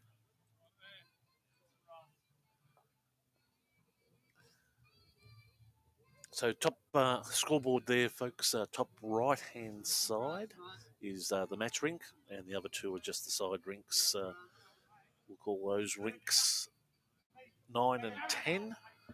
Yep, so we're playing at 9 and 10. And the overall, Pete, is running... Well, there's a scoreboard going over 20, there. 24-12, it says. Yep. We'll just update the KARINGAL there as well.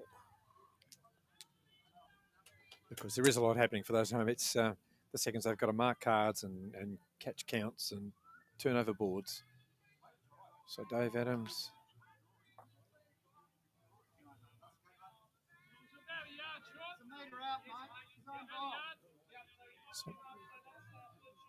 So Mike Pearce looking for a little more grass and about a yard on.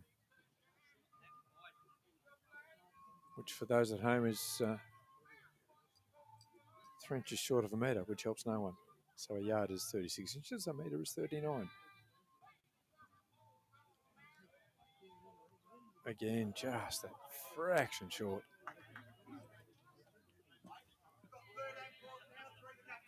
So Doc Adams will be playing weight up through the middle, wants a connection with those two bowls.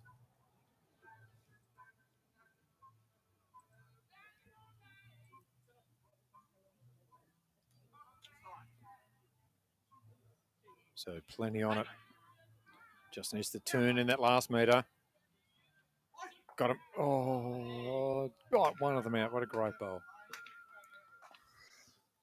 Yeah, he's about an inch and a half to the right of getting them both. But it might be enough.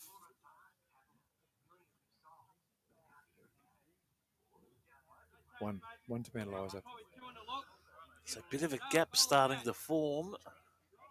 There is early times though, Peter. Fortunately, the ones will play straight through. Often you'll find in the divisions that take a break, which we're not going to tonight, it's going to be too late. It can change the whole game by taking that break. If you've got the ascendancy and you're playing well, and all of a sudden you have 20 minutes off, it can change the whole way that the game turns. I'm a big fan, of course, of 21 ends of just playing straight through.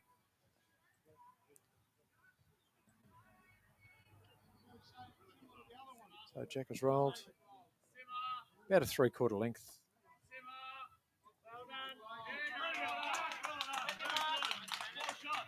Four shots on the rink next door for the Stanaway rink. You can no doubt hear Justin Breen. There's a live wire on the green. You know when Juzzie's there.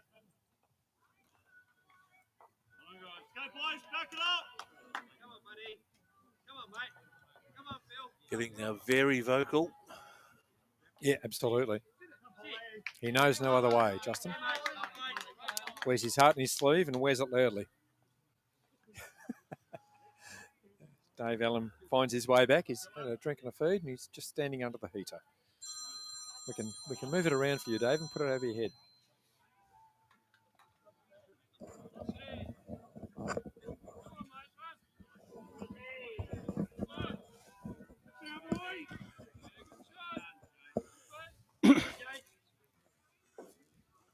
So Jason Ross just drawing the shot inside Paul Simmons.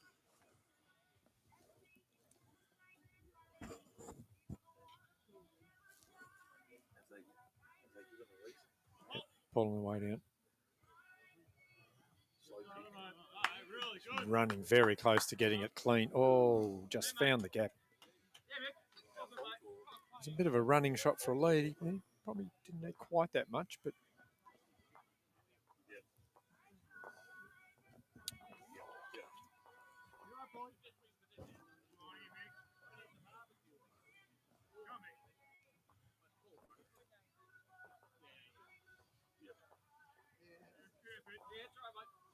so Brian Hamley, the second for Mount Eliza. Can't miss red bowls. You'll soon see. Just drifting under. 15, 20, 31. Yeah, just By the way, Tabsy. Come on. That's a ripping ball, mate. Well done. Jack. You can hear the call go up for Paul Jack over there on second rink. Lyle Taberner, the goat. So you'll notice, you'll notice that there's more swing, Dave, as it comes through.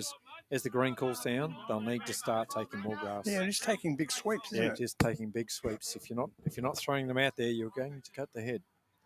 So Brian Hamley again.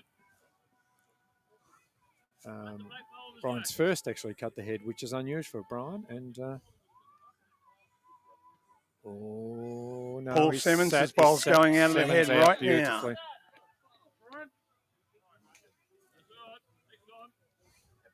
So Lyle Taberner, This is his bread and butter shot this for is 40 years.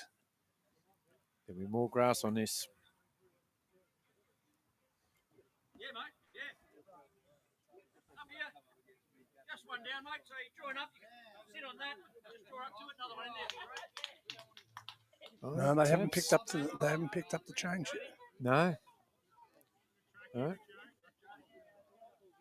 It's just great to see Lyle still playing at the top level. And I watched him play in the game last week, and he was pretty good. So Harrow on the mat now, the third, and he is so far the first time I've seen him play for the club, and just playing fantastic bowls.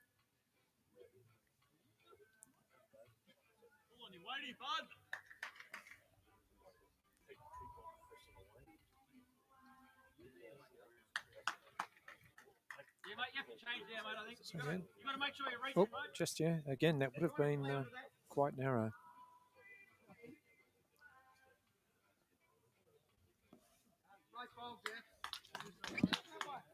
So Nathan Willett makes his way down. He's obviously he would have seen the change standing at the head. He would have seen where the grass is now, that it's wider than it was 2 ends ago. So we've been making the adjustments.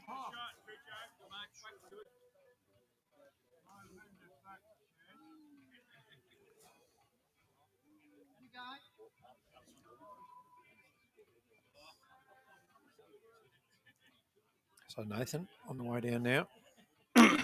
Very similar colour to Lyle's bowls. Certainly got more grass on it though. Oh, clear air, he's got a great shot. Oh dear, looking just a little trail on the jack.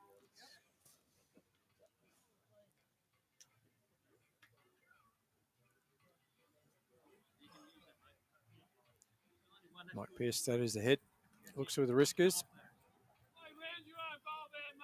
Calls for cover. He's a shrewd old goat, isn't He he? certainly is. Doesn't try to add another one or push something up, just says, yeah, give me cover. Happy to take one. Cover the outcomes. And that's certainly something I've found, Dave, over the years. It's when you play with people like Michael, you learn you don't want 5 around the jack. One's good. You want 4 everywhere else. And that is pretty much what he's asked for. Just drops it straight on the blue. Great shot, says Michael. Not in the count, but a great shot. That's exactly what he wanted.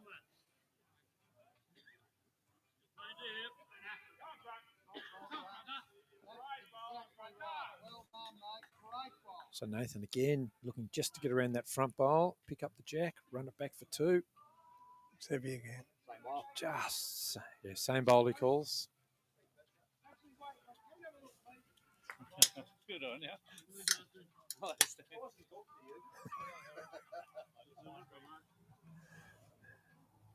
So Stan gave up the microphone 20 minutes ago. As everyone heard when he left, he hasn't shut up since. Good to see you back, Stan. No, that's away. I think you've still got to come underneath. That's the away bowl. You've got to come on under there. So Mike Pearce. We're trying to get that when you get to that bowl. You're looking to cover and add. You're looking to get a little bit behind, but add an extra shot. Because he's got coverage behind, so he just needs to... He needs backward, but I think he's trying to draw another shot. Just, yeah, said draw another shot, which, not just another shot, he's actually drawn the shot within 2 inches.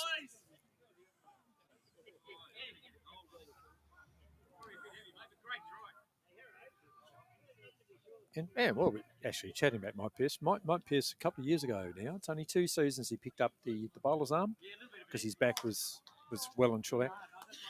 Anyone at home, they aren't sure if they're back or they're physically or they've given up, because go and see a coach, pick up a bowler's arm. It will extend your bowling career for decades. Don't be embarrassed about picking up a bowler's aid.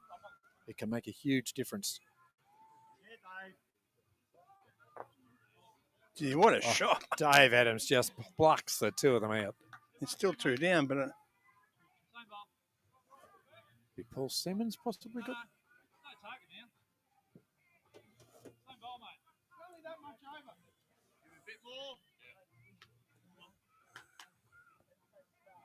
So Mike now looking to replace. Get another ball back in there. Looks a little heavier than the last one.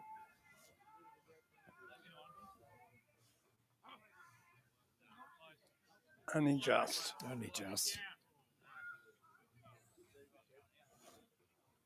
Where's your overhead this week, Pete? We don't know who's the shot. It's at Caulfield. No, that's Caulfield own theirs. We've got one at KARINGAL, so Skydome, of course, have their own. That'll be in action tomorrow against the Balnearing match. Oh, you're doing that one, Dave? No. No, my good lady will be playing in that, so I will stay out of that. Because I'd either praise her up too much or not at all, and either you way, can lose either way.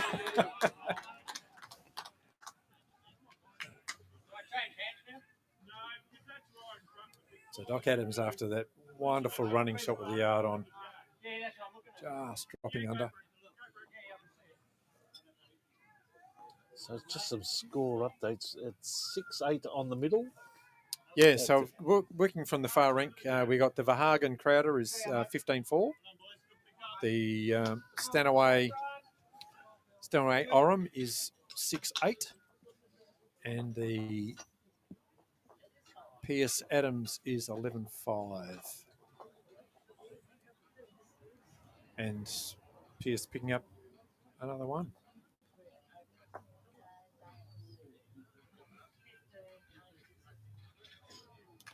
So the overall at this stage is looking okay, but it's a long night.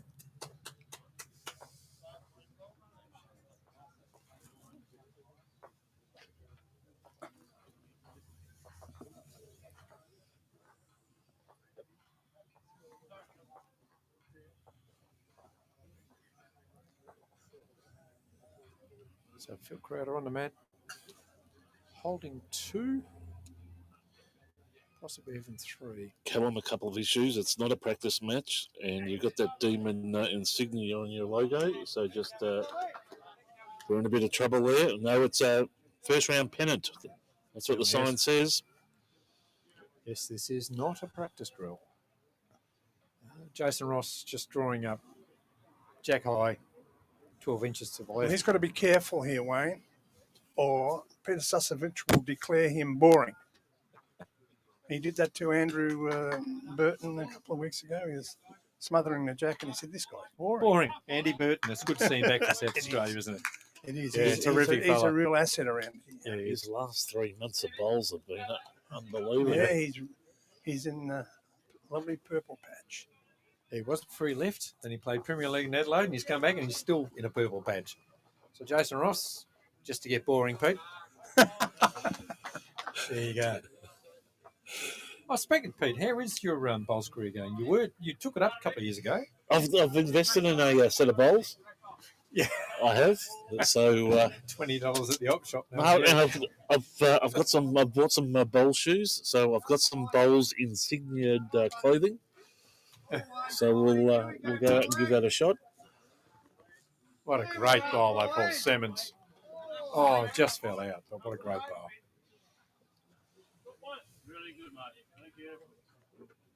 Well, there's a go for you, Peter. I don't think Lynn Fox currently sponsor a bowls club. Or I'm keeping any potential employers out of this media conversation. Yeah, exactly. Well, Pete, just for those that don't, Peter and I go back a long way. We go back beyond Lynn Fox and beyond Maine because we've been around together for years. May Nicholas Transport Management. That was it. In a stingy office up at Nunawading. Good times.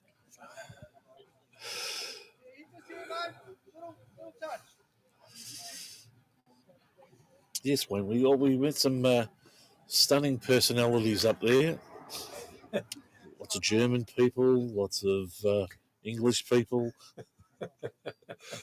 Lots of engineers. I still use some of their quotes today, actually. Yeah. So we go. Lyle Taverner, little touch. Oh, just enough to push ball through. So Mike Pearce just calling on a touch on the jack around the corner. 2 catches there by Jason Ross. So Brian Hemley's rude bowl on the way in, just looking for a little touch on the jack. Oh, there you go, narrow by about 8 inches. What you want to do is do it on your own.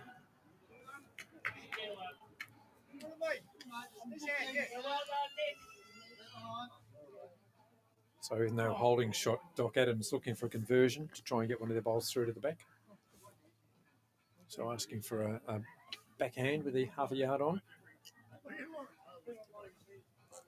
Lyle is obliging. His weight looks just about right too, let me turn. Oh, he's not bad. Oh, about a foot wide. Perfect weight for the shot. Perfect weight. Shot bowl wide.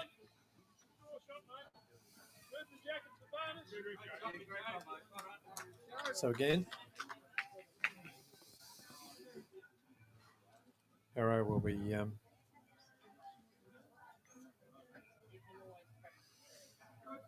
Wayne, any club events coming up? yeah, we have. We've got the singles and the You're going pairs. to hear the man Eliza marketing machine buzz into action here. Listen to this. No, we've got our singles and our pairs draw is already out.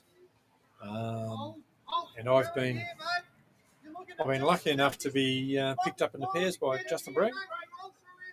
He said, yeah, well, do you bowl? I went, oh, I can go all right. He said, good, let's play pairs together. He looked at the big board we have inside with all the championships that people have won. And he said, it's about time Mike Pearce didn't win something. So good luck to that, but there we're trying. So, yeah, we had 46 players, men's players, put in for the singles. And That's fantastic. and 25 men's pairs, that's 50 players. So club-wise, we're doing very, very well at the moment, Pete. Even though it's just a small shout-out, really, you win these things and it's bragging rights. But that's the point of entering. It's the point of playing sport. You want to play against your mates, you want to beat your mates. So Harrow again, playing down. If you can turn through that orange and white and black bowler Paul Simmons or pick up the jack. But again, just a bit shy of weight and a bit shy of grass.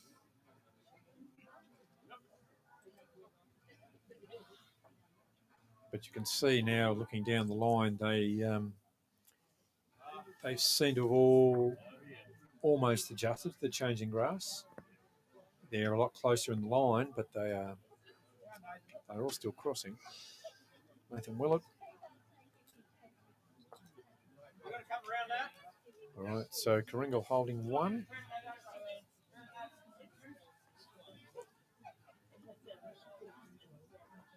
So overall, I'm getting a main score of 32 to 20.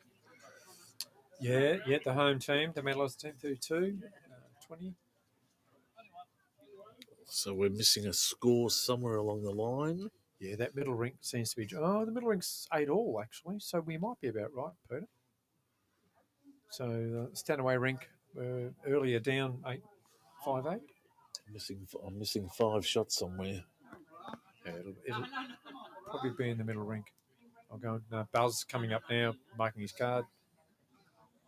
Either that or he's writing down his tips for the Well, the feature race tomorrow. It's one of those. Well, Buzz has played a lot of years. He's generally played as 3 or skip, so writing down on the card. We didn't even count when we gave him the card, so it's going to be interesting to see what he does.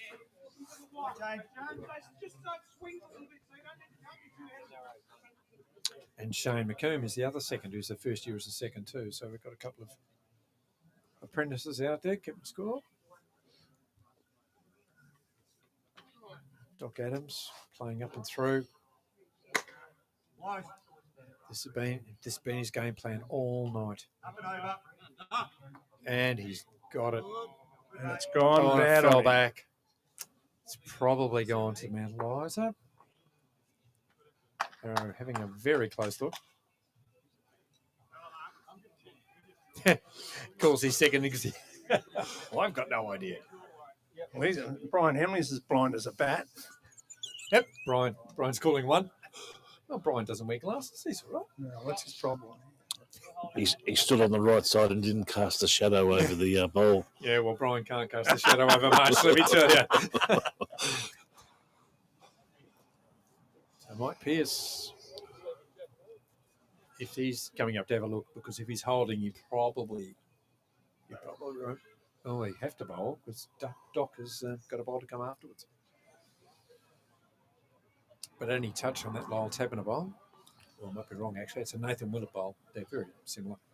Any touch on that, that's coming up for sure. So the score has just been updated on the board. It has 36-21. 36-21 after 25. 15 difference with 38 to go. That's gettable at the MCG in a one day. It's gettable here too. It takes you get a couple of ends of threes or fours, and that turns right around. Yeah. I'm just receiving an SMS from the Darwin bookie. He's changed the bets. And Mike Pearce is just to show off is going to draw the absolute He can be number one. That has got to annoy you, doesn't it?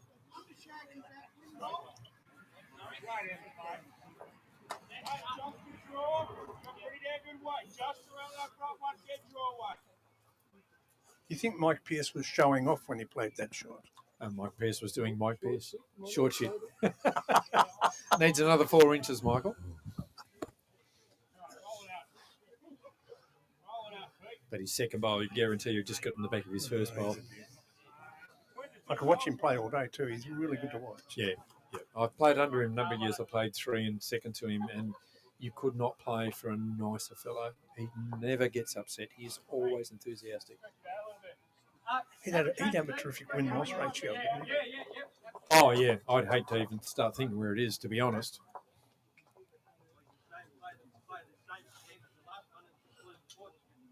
Yeah, well, we chatted about him last year and decided that he'd actually played for 4 states, not 3.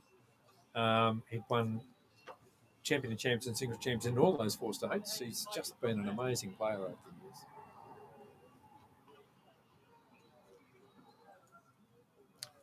His father was a wonderful player and his mum was a superstar. His mum was a state champion. His father, Com Games. So comes from very good stock. But I have to say, both of them are infinitely better looking than him. There is that. There is that. There is that. But for any mums at home who want to know what their kids want to play, if they're not going to get tackled and they're not going to get crashed and they're not going to get CTE or anything else. I have heard of a couple of cases of a concussion in bowls. Yeah, well, that's only because he hit him too hard or he fell over. Falling down the stairs after a big night. That wasn't me, Dave. That's a rumour. There is no truth in that.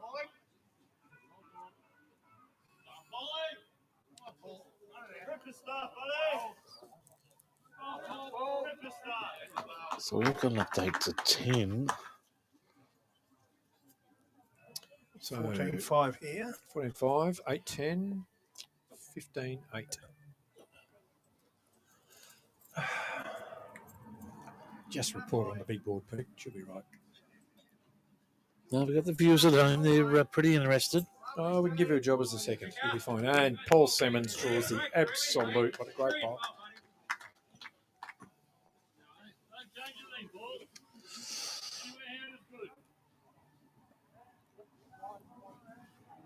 So Jason Ross and Eliza. Second bowl from the lead. He's going to be wishing it to run a bit harder than that.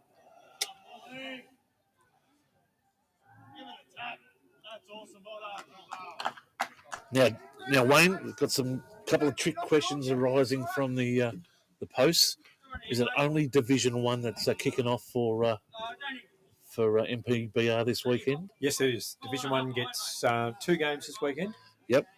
The rest of the divisions is practice round this and again next Saturday is Next again Saturday. practice round. So there's the question there. Sorry, that was myself Callum, that's my mistake. So, yep, definitely Somerville kick off on the 18th. If that's the week after next, Yep. yes. So, which I think a lot of Pennant kicks off that weekend. Yeah, it will be across the board. So it's just Division 1. Yep. Trying to get 18 rounds into 14. It takes a bit of doing. Look, I think you've come up with the most workable solution. I think they have, Dave, to be honest. As you said earlier, not everyone was happy with it, but no one's ever happy with change. So what we'll end up with at the end of the season is 8 aside over 10 divisions going forward. Loser drops out, winner goes up. Back over the years, it used to be, back in the 90s, used to be 5% of the population never were happy. But now in 2025, it's roughly about 20% of the population. There's more women now. There's more women now. Oh, well, that'll be, you said that. that'll be there. I'm not going there. Yeah, Wayne, we're clear. We love women watching our show. The producers of this show I do not always agree with. I've had halftime heroes. We record on a Monday night. It normally takes me probably 2 nights to edit and at least 1 night to go for the solicitor. Is Phil Crowder involved in that? No, not yet. That's I'm engaged. That's another one. I'm engaging a barrister for that one. I'll give a shout out to old friend Michael Stanley. He'd probably be involved in that. Saw him a couple of weeks ago. I saw he was watching tonight. He's an amazing man. It was as if life, just stood still. He was as acid-tongued and funny and controversial. Yeah. And Yeah, got only made one Michael Stanley. Then he went, oh, bugger that, what have I done? So, never going to be another. I tell you what, I quite like Stano.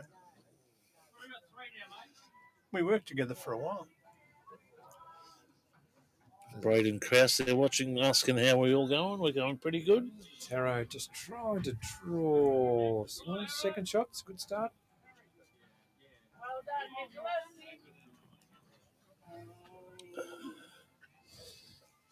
So we chatted earlier about Nick Wallace, who played third and skipped for Eliza for many years, and after winning the Victorian triples, decided to go lead. And I think a fair bit of that 15-8 on the Verhagen rink is due to the front end. Nick Wallace, he is off camera, but he is just bowling absolutely fantastically.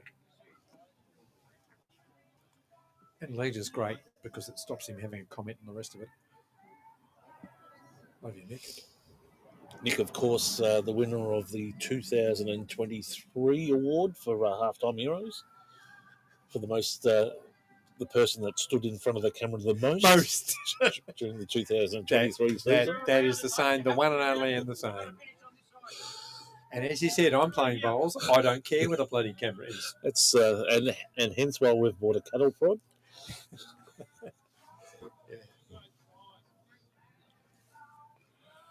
So currently, Eliza on this one down. Paul Simmons bowl, the lead bowl, still there. And currently popping by 8:15. And my guess is we're just popping up to around 30 ends. Yeah, we're travelling pretty well. Nathan Willett again just doesn't. Oh, Harrow, hip and shoulder.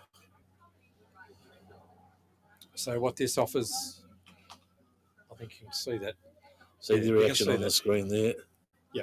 So Dave, his hands on his head, Snathwell, because this offers Mike Pearce a chance to play that black bowl with half a yard of weight, and he'll kick Paul Simmons out the back and be holding two. It's simple geometry and weight transference, and it wouldn't have gone past Michael. He'll know exactly what he's playing. Have we got any info on Coops? Braden's asking. Coops, I can tell you, Braden. His rink is absolutely giving Karingal a hiding. Yep. Currently 15-8 up. 15-8, so they're doing pretty good. Got 6 off the first. Yep.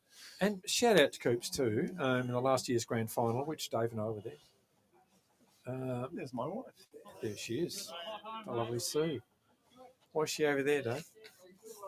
The reality, she doesn't want to get too close to me. There is that.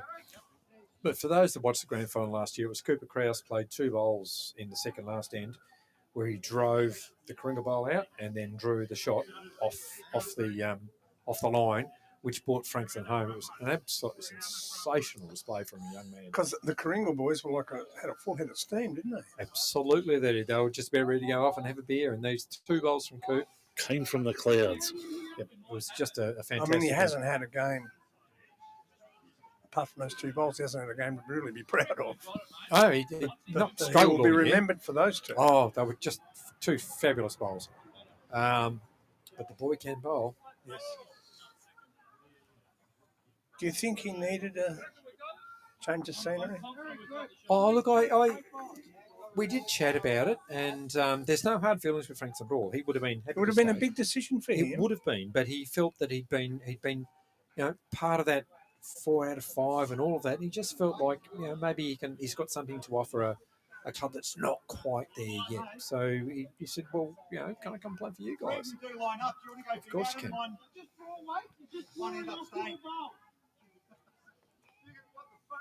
And a terrific young fellow too, brought up in the true sense of bowls, polite, respectful. And his girlfriend, Caitlin, she's a lovely girl too. So I see her over there, rink side. Yeah, well, Caitlin joined the club this year, and she's actually she's my bowl secretary. She picked up the cudgel straight away and said, "What can I do to help?"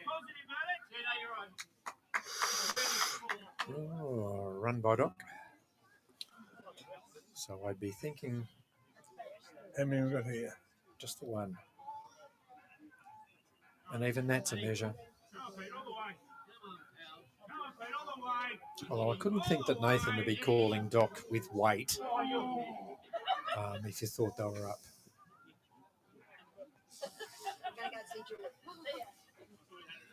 But yeah.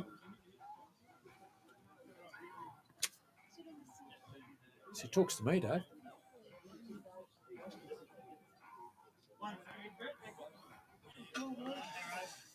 So, every player on the green. No, that's gone Karingal's way. Karingal grabbed the mat. Yep, Jason raking up the bowls. And if you notice, you see a lot of these on the peninsula, these bowls rakes that they're using. They're fantastic if someone rolls a short end and get it wrong or get it wrong. You don't have to be kicking bowls and things. And you'll find them on Facebook. Just Google nifty bowls rakes. Mind you, Jason raked them up, but Jason rolled the jack, so that must have gone Karingal's way. He's doing double duty.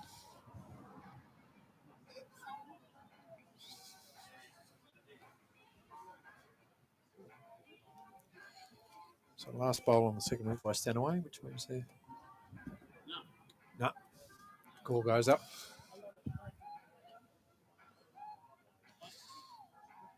So a much needed end for Karingal. Yeah, that's where at this stage that's where they've got the chances on that middle rink, which is the Oram Stanaway rink. We sure they're on 23 Karingal? They're not getting some no, that's right. credits from a mysterious rink we can't see? 15 and Well, age 23. 14.5 here and 15.8 there. It is? Yeah. So on the Phil Crowder rink, it's 8, is it? Yes. Yeah, 15, that's the yep. reason why. So 10 ends, we're nearly halfway there. But if you can get, it's not a blowout, but if you can get that far in front in halfway, you can get that far behind in halfway as well.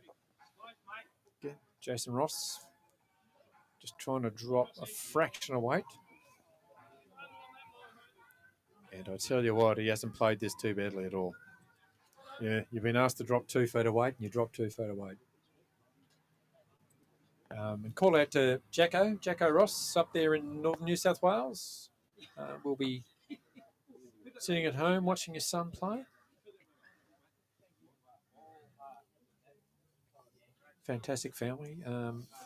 Father, son, and son. So father, son, and grandson, all armed forces, all ex-army, all army, or currently serving or ex-serving. Paul Simmons. I mean, that's a great display of lead bowls, Dave. You've set a head up beautifully.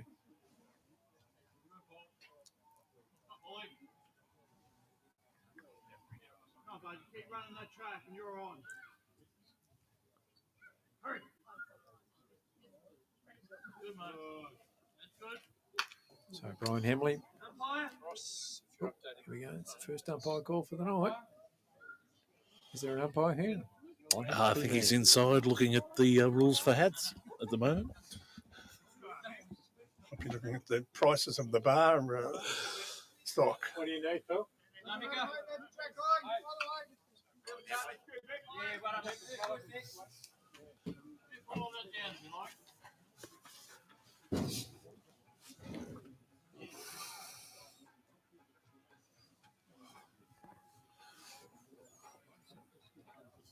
Wind's dropped off a fair bit, which is nice. Getting a bit of heat from the outdoor heater here, which is Very impressive, that. ultrasonic, I'm told.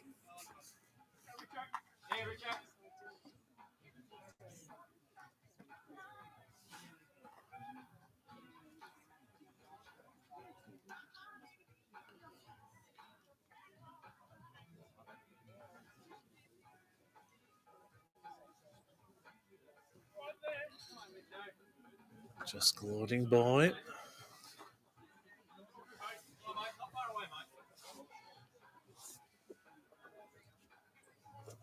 Niall Taberner. Go.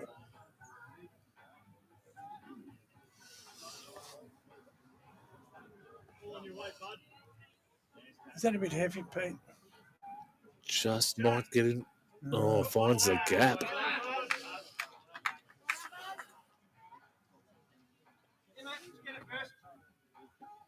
Here comes Harrow, who you've been talking up all night.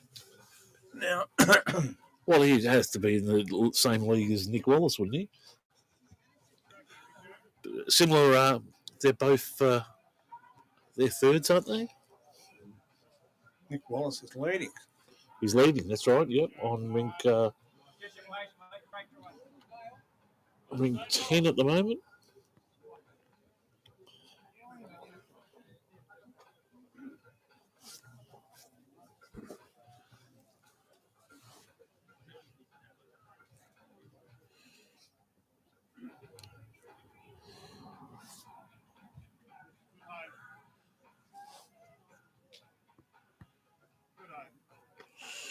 Did too much. Oh, could jump off the front. KARINGAL finding every little crack at the moment and weaving their way through it. Look, I think the force is with the Mounties tonight. The poor old KARINGAL guys, every time there's a wicket against them. And no secret meetings up at the Canadian Bay Hotel or anything like that, or well, not so far. Wayne's just done a quick run up there. There we go. Yes, pull off the Mitre 10 hat, put it on the umpire hat.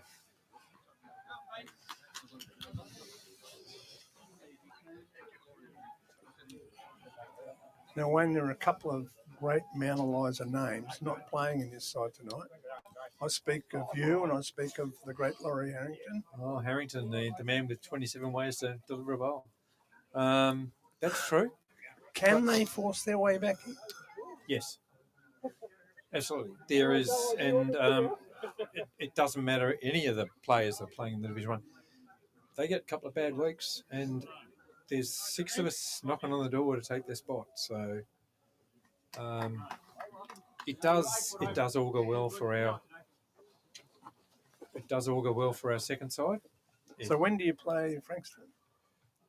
As in the ones? No, I think it's tomorrow, isn't it? So there won't be any changes. Oh, correct. There will not be any changes tonight. Well, that'll be a battle of the Titans, I think. Oh, yeah. Well, that's what the Darwin bookie's saying. He's just sent the SMS. Pooled odds What are the odds? 5-4, Mount Eliza. Mount Eliza? Mount Eliza. Gee, I wish I'd take those odds now. Give me another 16 rounds and see how I feel. But it's about, and this is certainly what I found with the newbies that have never played before, with the people come to community change, they come along and they enjoy the atmosphere, they enjoy bowls, they enjoy the club, and hopefully we're finding that the people that come from other clubs, as I said, we're all friends anyway. But as the great man Billy Johnson taught me, if you're not having fun, get another game. Simple as that. He would have fitted back in here quite nicely, wouldn't he? Oh, gee, I didn't even know he'd left. He just rounded me up as I was coming down there, actually.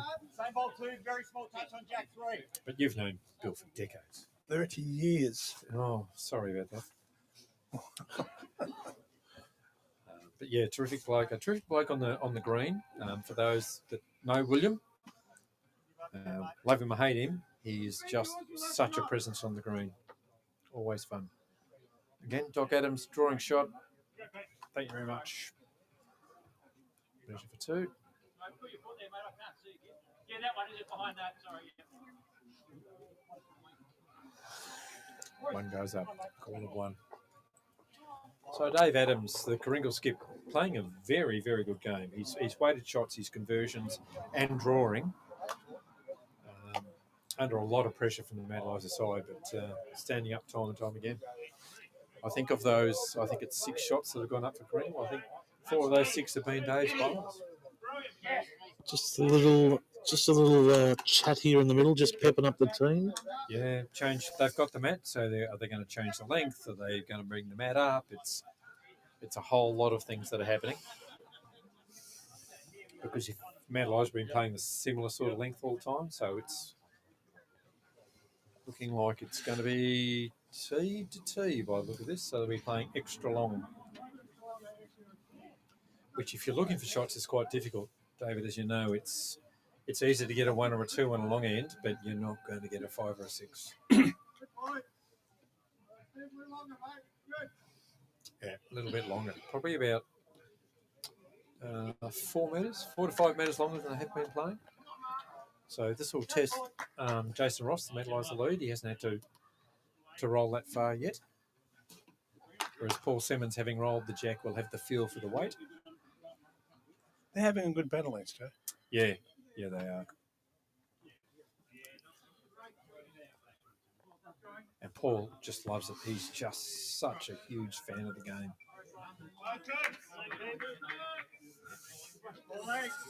A bit of pressure There there. you go, look at that. 5 metres longer than what they played, and he's dropped it in within 12 inches.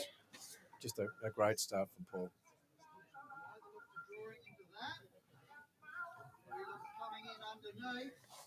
Jason Ross taking the same hand because he's got a bowl to Strange beat. little follow through he's got there. A little bit of a push and a walk.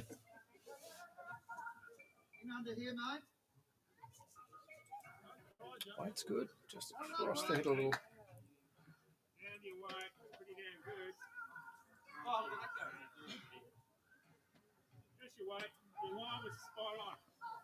So Karingal on the rink over, Stanaway. Karingal holding 1 or 2 there. That's the rink where the battle is. 11-8 Karingal's way. So Paul Simmons again. What a great display of lead bowling. As Doc paints it with chalk. Jason again.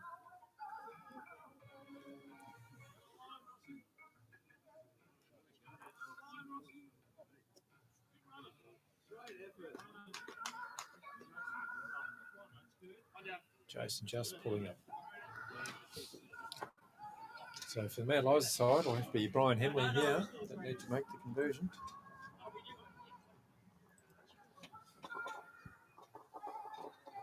So the great man himself, Lyle Taverner. I think as long as I've been bowling, Lyle's had those blue bowls. And he'll be just behind. Back bowl, good seconds bowl.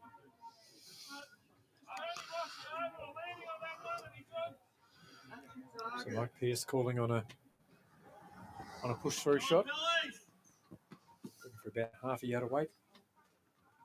So 39, I have it 39 to 25. Yeah, that's what the big It's board been that reflects. 14 shots Yeah, for about the last big 3/4 of an hour. big start out on the Verhagen rink, I think. That's 2 5s and a 4, Peter. That's really very easy to say those words. Just 2 5s and a 4. But even here, 15-6, Karingal will pick up a 3 or 4 here and another end, and all of a sudden it's all square. It just jumps up a bit, 28 to 39. 11. Again, Lyle Taverner just dropping the weight a little, doesn't went quite so far through. Hello to Wayne Spence that's watching there. G'day, Wayne. Spence. Spence will be on the green tomorrow.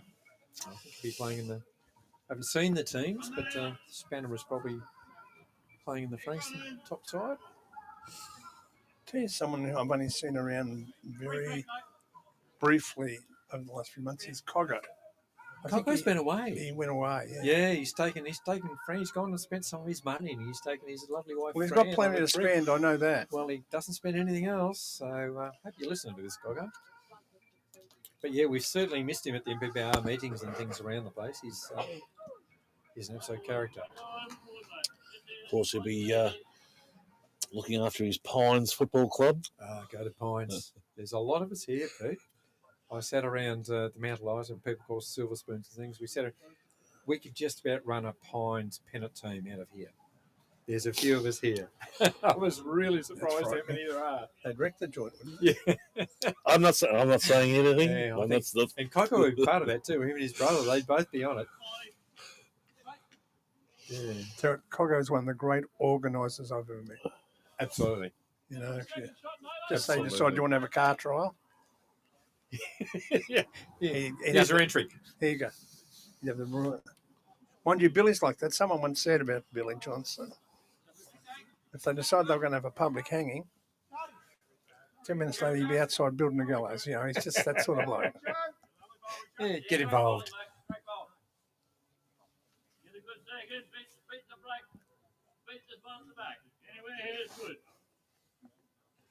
So Harrow down, just trying to get something close. Oh, he's not bad. Oh, just through. So Karingal holding 2. Both Paul Simmons lead bowls still there untouched.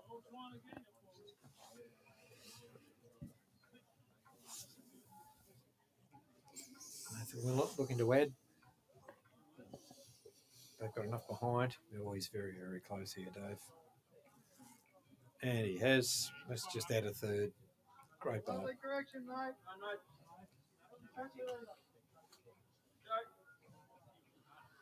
Yes. Yes. Very good, mate.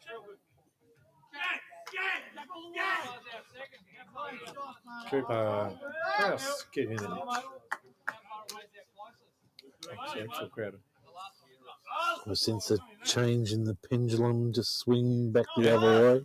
Yeah, a bit of noise coming up on the crowd rink. And Michael Pearce now looking to play weight through. So there's certainly a swing. Middle rink, Stanaway Oram rink. Karingal holding 2 or 3 there. That's all it takes. 2 or 3 off every rink, and all of a sudden that lead is gone. So Harrow. It's a bit darker here.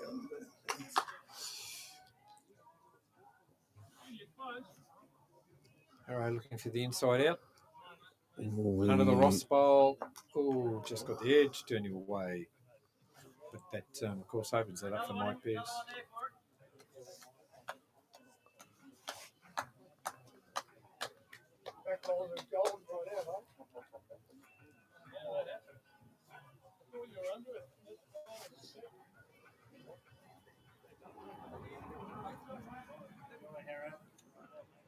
So 15-6, 8-12. Yeah, it's still anybody's game until it gets to 60 ends. I sense that Karingal hold a couple on rink 10 at the moment. They do. They do. And rink 9 as well. They got 2 or 3. So Doc just trying, because they need numbers now, we'll be just trying to draw in an ad. but they're holding 3. Mike Pearce yet to bowl. He'll be playing forehand, half a yard.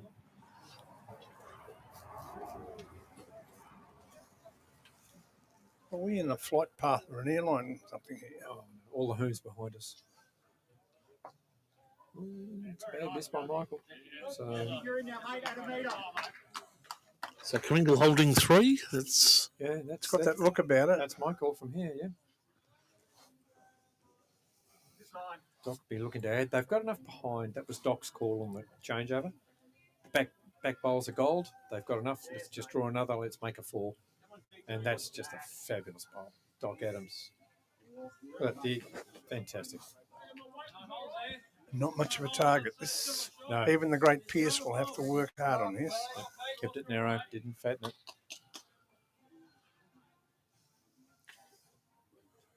It's got plenty on it.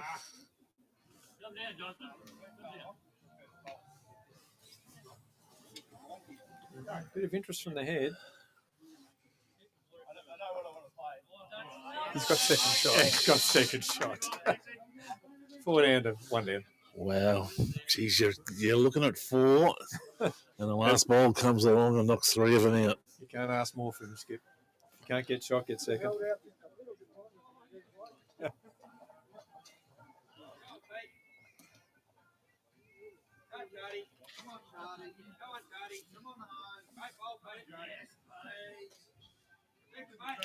Yeah, well, that brings it back to 10, which 10 shots is nothing. It's 2 good ends.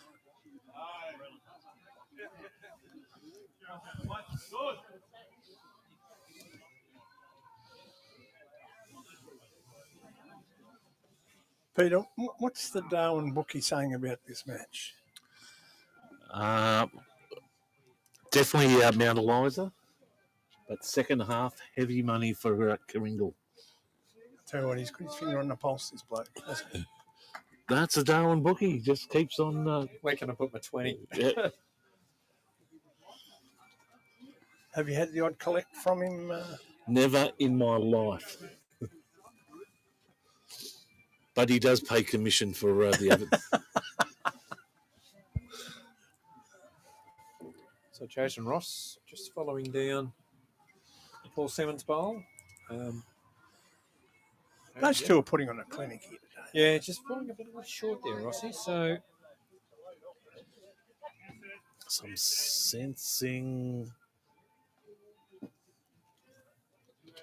I'm sensing some movement. Karingal picking up a couple on the Crowder rink. yes. Where's Simmons going? Does he know something's happening?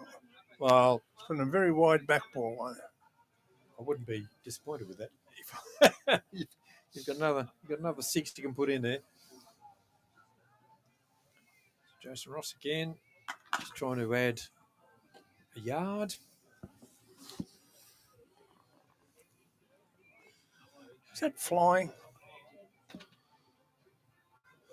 Yeah, that's the change in the green. Then we were talking earlier about the leads were closing, having a battle, and you can see it there. That's 4 bowls with a big spread. Lyle will sort it.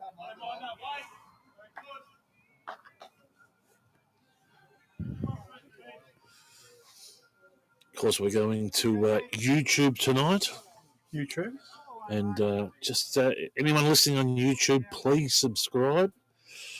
Just need another 300 people subscribers, And the old YouTube corporation starts paying halftime heroes. Don't you love that? Yes, Dave and I grab our phones, go to YouTube. Just subscribe away, folks. Costs us nothing.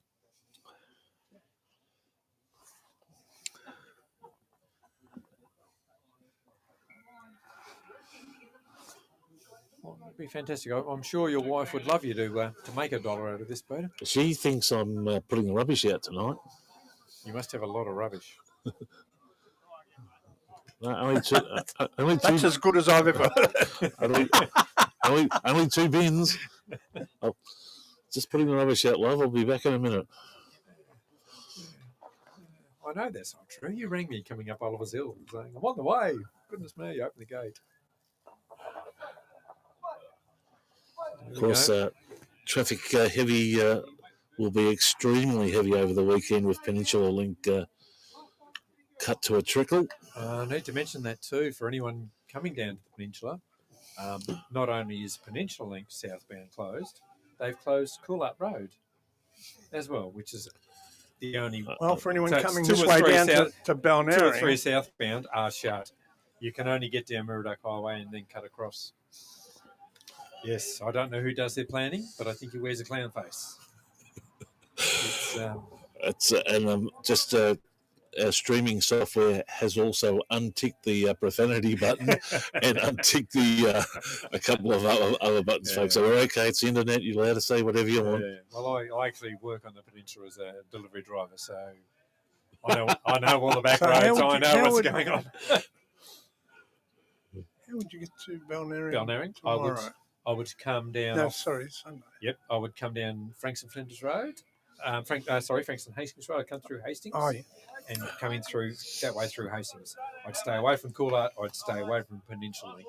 So come in the old way. I think the Jones family, the cattle family on the peninsula, moving some cattle. The cattle. Yeah, and I think there'll be 3 gates open on a couple of paddocks. So if anyone's interested.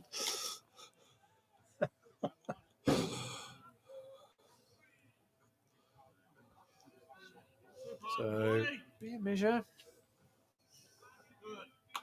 So Harrow looking to try and draw the shot, but running out of legs on the way in.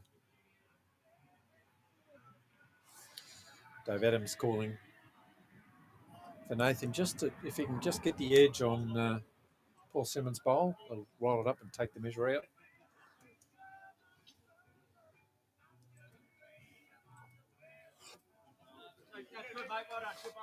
Just not turning. Weight was spot on. Oh, weight was spot on enough that he's just going to draw the shot. There we go. Turn it through. Is that Tabata? Yep. Touch of class. That was, Nathan just...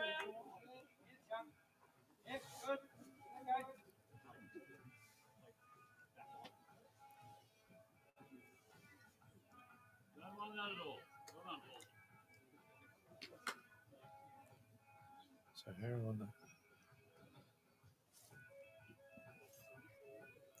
backhand, looking to find that gap, sit the Simmons bowl, pick up the jack. Bit of width there. Oh, he's going to get a nice friendly clip Get an here. edge. Yeah, slide in. Second shot. No luck in this game. Mind you, often it's not luck. People say, oh, you've got a rub or you've got a wick. You play for those shots. Bowls are there to be used. And if you can get your geometry right, then you can use that bowl. Turn it through.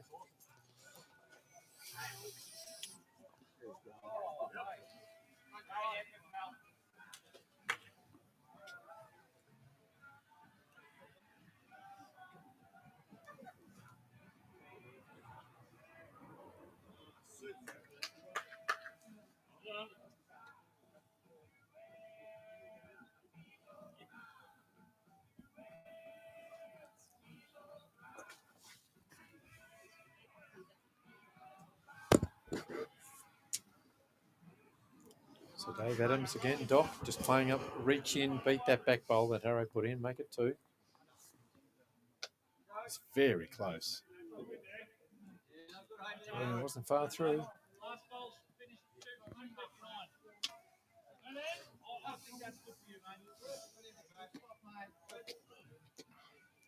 So like Pierce asked to draw, forehand, big sweeping bowls. He's got the ABT 2000s, Dave.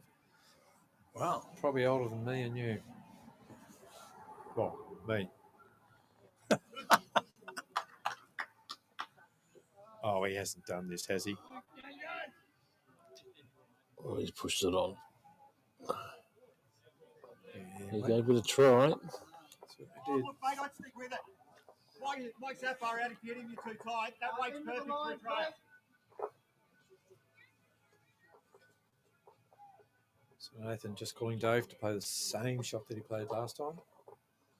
if he happens to hit Michael.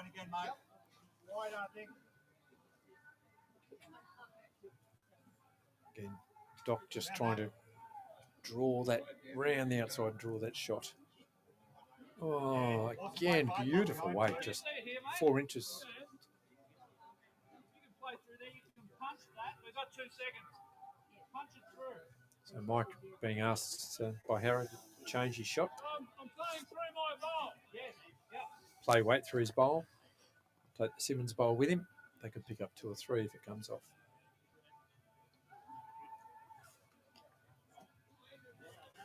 Can't go back. He's not being shy. No, the crowd has not gone up at all.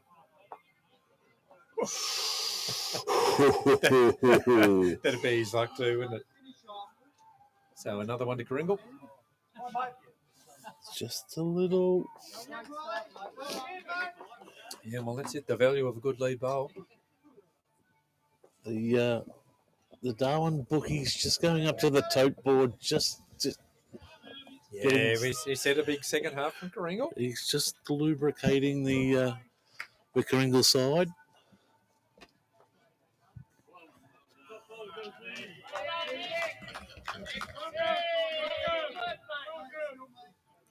A big shout out to bowlers to Aero.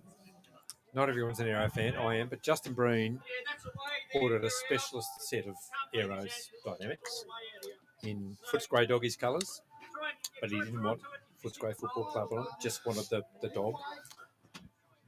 Unfortunately, you can't see them on the screen, but they are absolutely fantastic, and he is over the moon. Absolutely over the moon with them. Well, it'd be fair to say that Justin Breen is the second-hand, the step-toe of bowls dealing on the peninsula.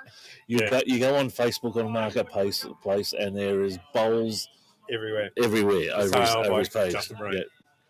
Yep. But he was. But certainly last week we were playing a practice match, inter-club practice match, Pete, and Stanaway said, Justin was playing through to him, if I play through your bowl with weight, I can punch it up and we'll have a shot. And Justin went, you dare drive at my bowl. So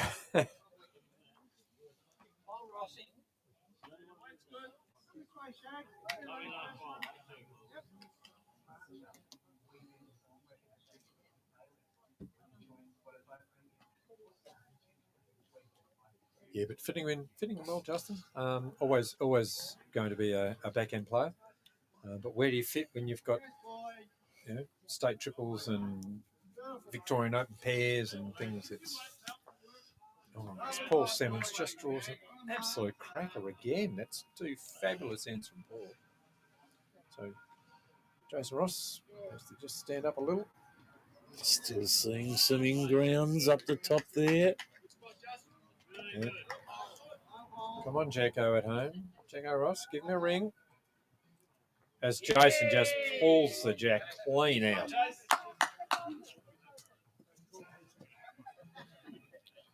So when you're 2 down, trail the jack.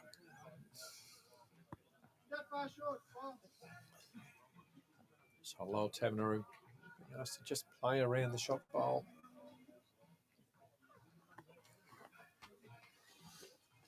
Oh, there you go, Pete. It's the first time I look at your screens. I've been out there looking at it in real life.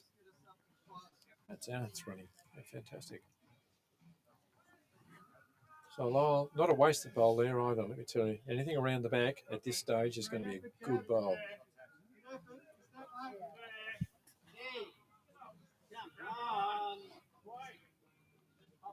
So Brian Hemley, the quiet assassin, been playing 2 tonight, been very, very effective.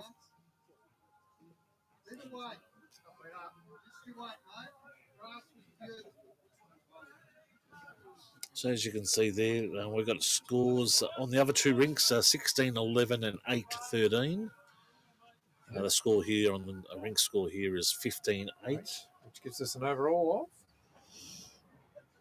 of 39-28 according to the board over there. According to the board over there. So here we're looking a bit different.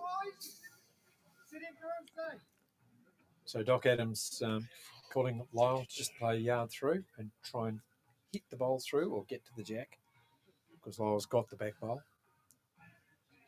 as Dave said earlier, bread and butter for Lyle. Plays this every day. We'll have a score at 32 to 39 currently at the moment, according to our board.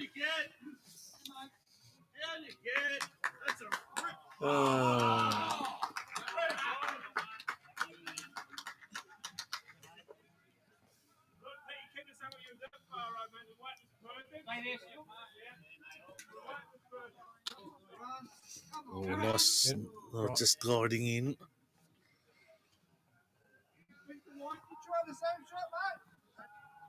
Again, asking Nathan to play the forehand with a yard away, just under the ball pulsings. Get onto Jason Ross's bowl or the jack, because at this stage, Metalizer have got nothing behind if that jack moves back. Oh, you're kidding. I bet I'll get it out of the way now. Oh, so loads up the back. Loads up the back for Karingal.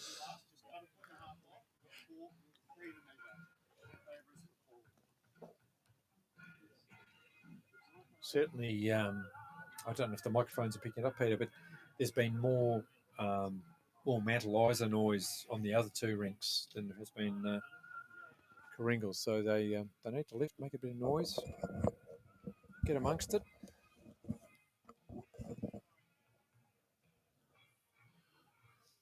Definitely hear some of the sound effects mic there, picking up some items.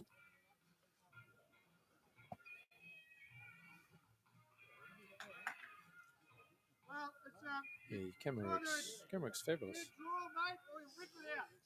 Good vision at home. You'll also pick us up on Vimeo, folks, if you want. You'll get some 4K vision there on Vimeo. Just go to the Halftime Heroes page on Vimeo.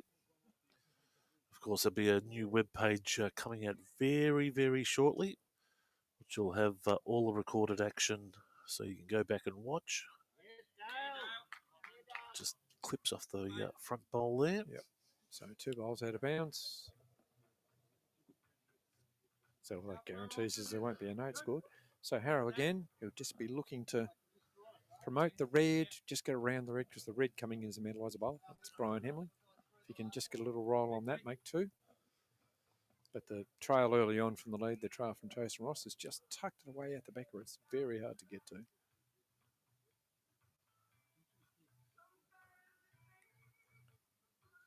There it goes. Harrow's let it go. There's no coming back once you let him go. I do notice though he's gone back to his green bowls.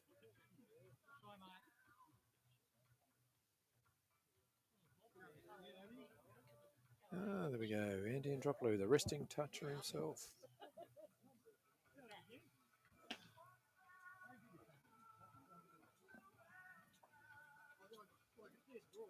So yeah, just pretty static at the moment. The middle rink, which is where the battle is, which is the Stenaway Orem rink. They don't seem to be able to break away from each other. There's been 2 or 3, 4 is the biggest break, and it's always been Karingal's way. On the far rink, the Verhagen rink, there's been a fight back from the Crowder. They're back to 16-11, so that's back within 5. That was out earlier to 8. And the P.S. Adams rink is about the same, sitting around that 4 to 5 difference. So, yeah, you just got to request a show ends. All I can do at the moment, folks, is show total ends because there's been some discrepancies on the scoreboard. Yeah, we can only add up what the seconds have been putting on the boards. So we'll run off the big board. They may be an end or 2 out. But we'll give a combined total there. We believe it's at 34 ends. So that's an overall ends, folks. So divide that by 3. Or he clips it and takes it And he does and takes it straight over to Brian Hemley's. out of bounds or not? In bounds, 1 down. There's 2. So Mike Pearce will draw another for 3. Great shot from Doc Adams. Got the shot he wanted, got the jacket, just another foot would have been out of bounds. which for those who are unsure would be a dead end, so it doesn't count. They'd have to replay it. And I'd back my peers to draw another shot. So they'll pick up 3. Yeah, well, not bad at all. So another 3 to the Pelicans. Oh, and that tonight too, Pete. I don't know. You would have picked it up as the camera whizzed up and down the rink. The two clubs are playing for what they call the Pillaroos Cup. It was instigated many years ago. Phil Crowder was a stalwart at our club. Went to KARINGAL, got offered a great job. He's probably the highest paid bowler on the peninsula, I believe, Peter. That's verging on professional. Yeah, well, he's played to run the club, and we just say he's paid to bowl. But we instigated a Pillaroos Cup, and every time that the two clubs play, the winner gets to take the cup home. So it's just another little thing that mates and clubs and competitors do to make it interesting. We've got a Pillaroos Cup, we've got a Brown Shoe Cup, we've got all sorts of things on the peninsula where clubs that have played against each other for years play, for a little bit of pride as well as just the win. Yeah, I think it was about 2019. Sounds about right, Pete. Big fanfare from Phil when he rolled it out. Bit of promotion. So Jason Ross just drawing up probably a bowl in front, but just a little bit to the left. So a wing bowl is not what you want. So some scores being updated on the main board. We're just observing. Oh, that's it's all right. We got Caitlin doing the big board for us. 32 so we'll to 45, but we haven't seen 40 ends. So we see 18, which we have on the rink here. Then the next rink we're just looking over. I just can't see past that. 12. 13 it says. 13 to... So 14, 13, 14 are the ends. Yep. Scores are 18, 8, 12, 13. So Stenaway is back within 1. And 18, 11 on the Verhagen Crowder rink.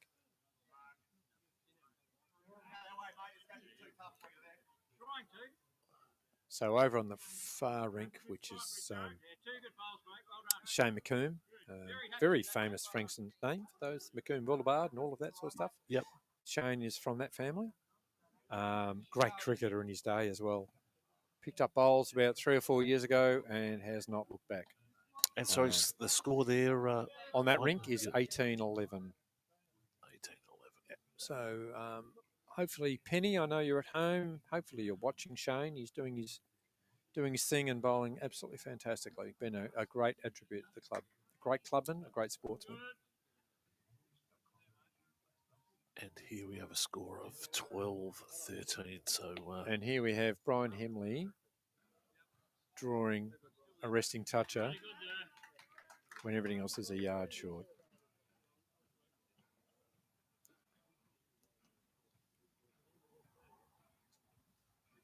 So, Pete, when you decide you might want to try bowls on a Saturday, you're welcome to join Mad Eliza, mate.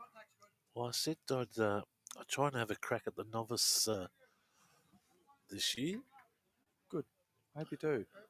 Come along. We train our novices here. We run them through the program, teach them how to score, how to keep cards, how to measure.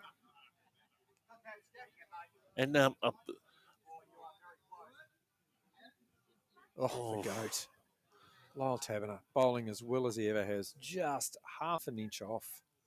I believe the umpire's course may have been run already. But they do run a couple of umpires' courses. Shout out to Anne Walsh, who runs those.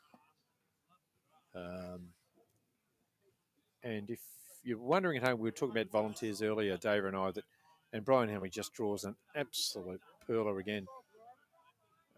If you're looking to do something for your club, but something that is yours and you can take wherever you go, then maybe think about becoming an umpire, because the clubs will generally pay for you to do it, but it's a national accreditation that you can take interstate, you can take club to club. So get the opportunity, become an umpire, get your club to pay for it, and it is actually yours. Another way to help and volunteer and help your club. We've got nothing behind the head, mate. Everything's what you're going to have to do. So currently holding Eliza, 2 red bowls. Come here, I'll show you what you need to do. Brian Hemley. Yeah, oh, yeah. I'm lucky enough to play in a team with him on a midweek. He plays second at our side. Fabulous bowler, very, very steady.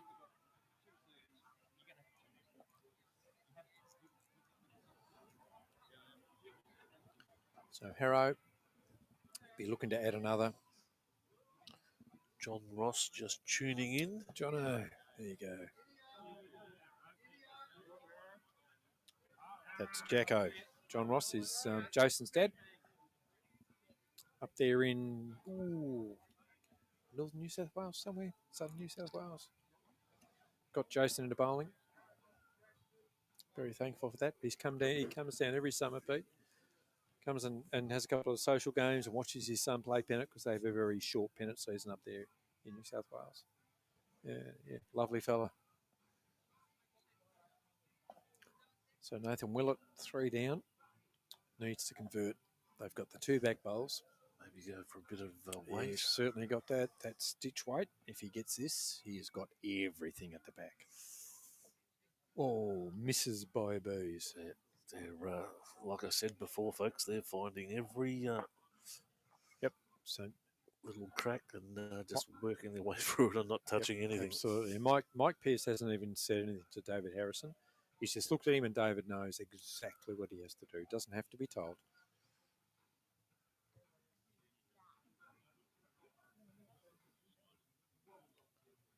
No, you're right. It's not your fault. So it's on its way. Harrow. Oh, he looks a little tight, if you want my opinion. But the weight is fabulous. Almost jack high. Nathan again. I think he'll be lining up the same shot, looking to play through with weight. Yep. Nope, steering him now instead of bowling him, he calls.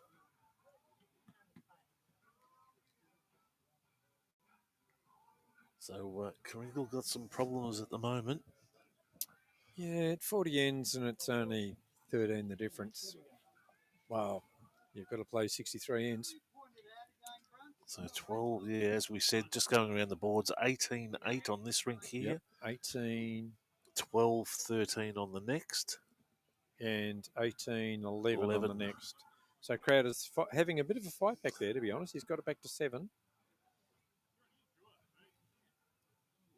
But I did hear the call come up from Phil earlier that we've got nothing behind. We need to be up. Phil was up, but he's all the way through to the ditch. No result. Bit of insurance there for Mike. That's, very good. Goes up the call. Yeah, don't have to do anywhere near it to be a good bowl.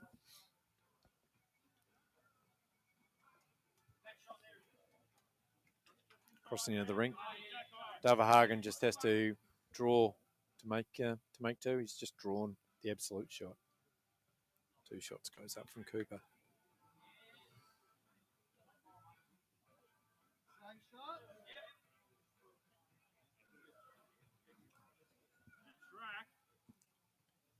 So Doc again, which he's found most of the night. Doc has had to play up and through the head. He's been very effective. Got Harrow's bowl out, cut it back to 2. Which means his next one, if he plays that same line of weight, that Jack will go out of bounds. So Mike will be looking to put something on that corner. Always the defensive bowler, Mike. Doesn't necessarily have to, as I say, as he draws an absolute resting, for goodness sake. Here's the pressure on Dave. You got to hit this. 3 down. No pressure whatsoever. I must say I'm lucky. I've only had to play against Mike Pearce once, and it was in a singles match. So I've only been destroyed by him once. The rest of the time I've actually played with him. Oh, rolled up for 3rd. So it'll be 2 there.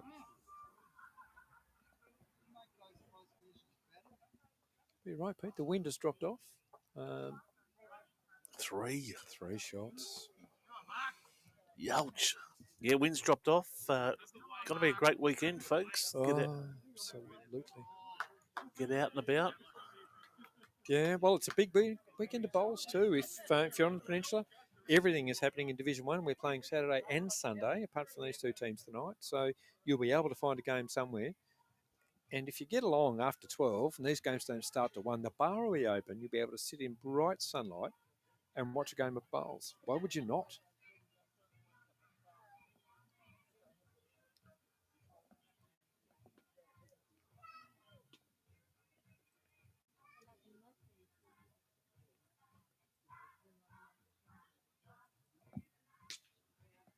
So I reckon I might have a 21 to 8 here on the green. So Jason Ross. It's nice to see Jacko. You're watching now. Then your boy, look at that. Just puts one right on it for you. That's it.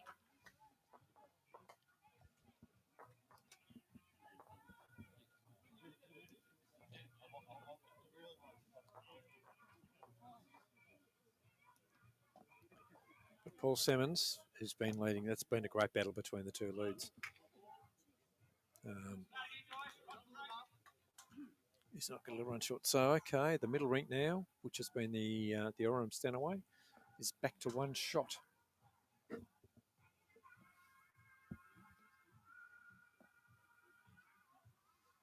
(14-13) in favour of Mount Eliza. Yeah, that's exactly right. So that's the first time they've led all night. So Jason Ross again, 2-1, just a little short, but bowling well.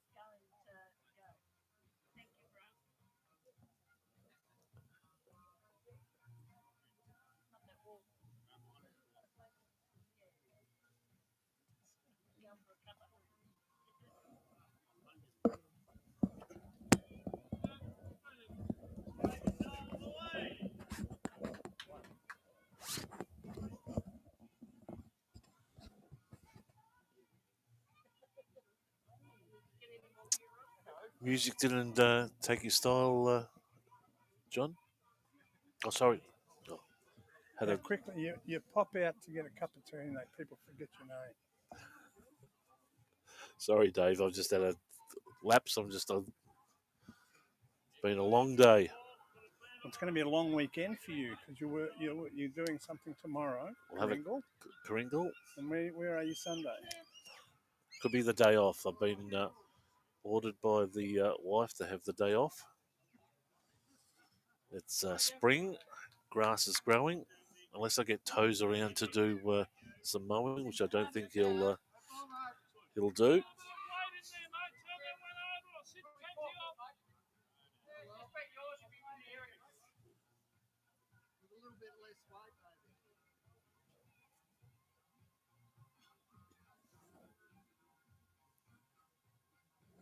Brian Henley again. Geez, had a good game. Yeah, the last probably 4 to 5 ends, Dave. He's just missing there, but has been doing very well.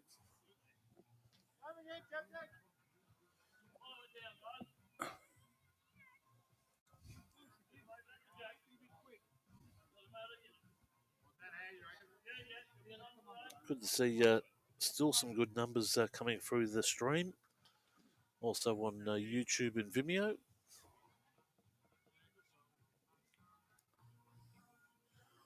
Lyle Tabman has drawn another shot. So, looks like he may be holding 2 there.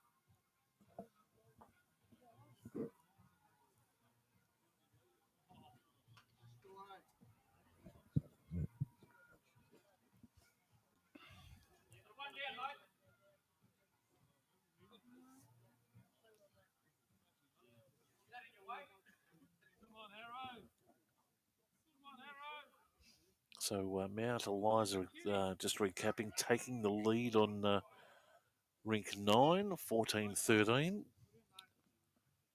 Streaking ahead here at the moment, 21-8. Ooh. And over on It's 18. It's 18-12 over there. 18-12. So KARINGAL just picking up the one. We're punching now probably around 44 ends at the moment, 45 ends. So around just under 20 ends to go.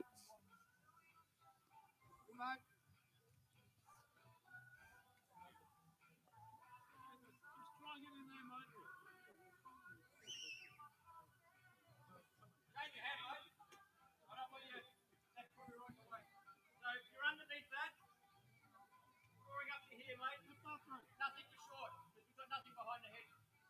All right, yeah. Four up to it, mate. Turn ours in.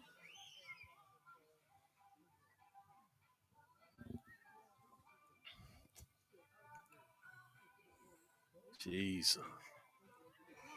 I'll just cut across. That's most un-David Harrison like. He's normally an excellent weight player. Now, the question is, can Nathan capitalise? Just Hurry. Very good ball here. that's what they need.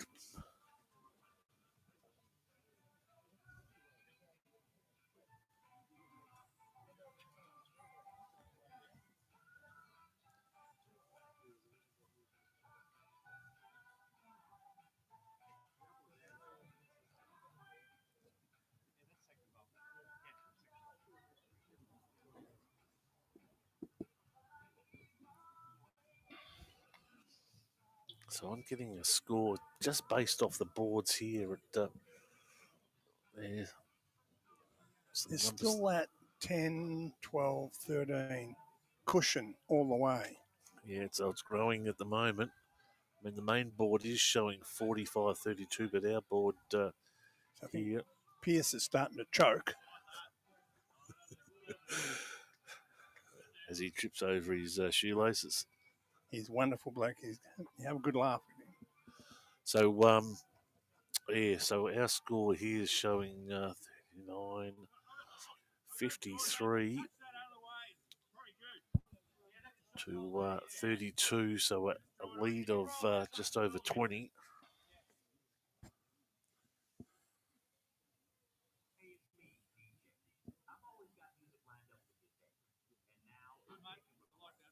Yep. Just the old insurance policy. Hi to Judy T that's watching. Well, and speak of the devil, Peter, the one and only Michael Stanley is just up there in the terraces. Entered the building. That would be all the security guards accompanying him. Yes. And if you've got the 7-second delay button out there.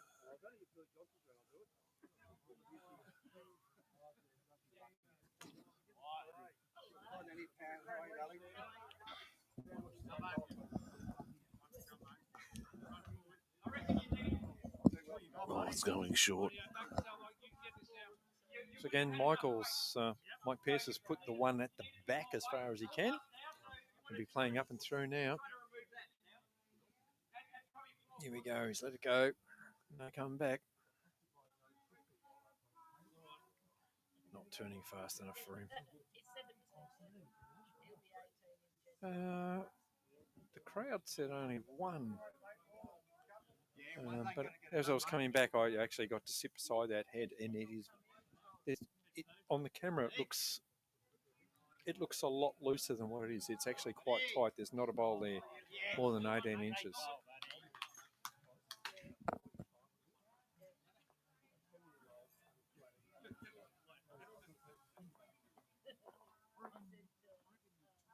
So, Pete, I've just come from inside the club and the big screen is on. There's got to be 24 people in there sitting around watching it where it's warm as toast.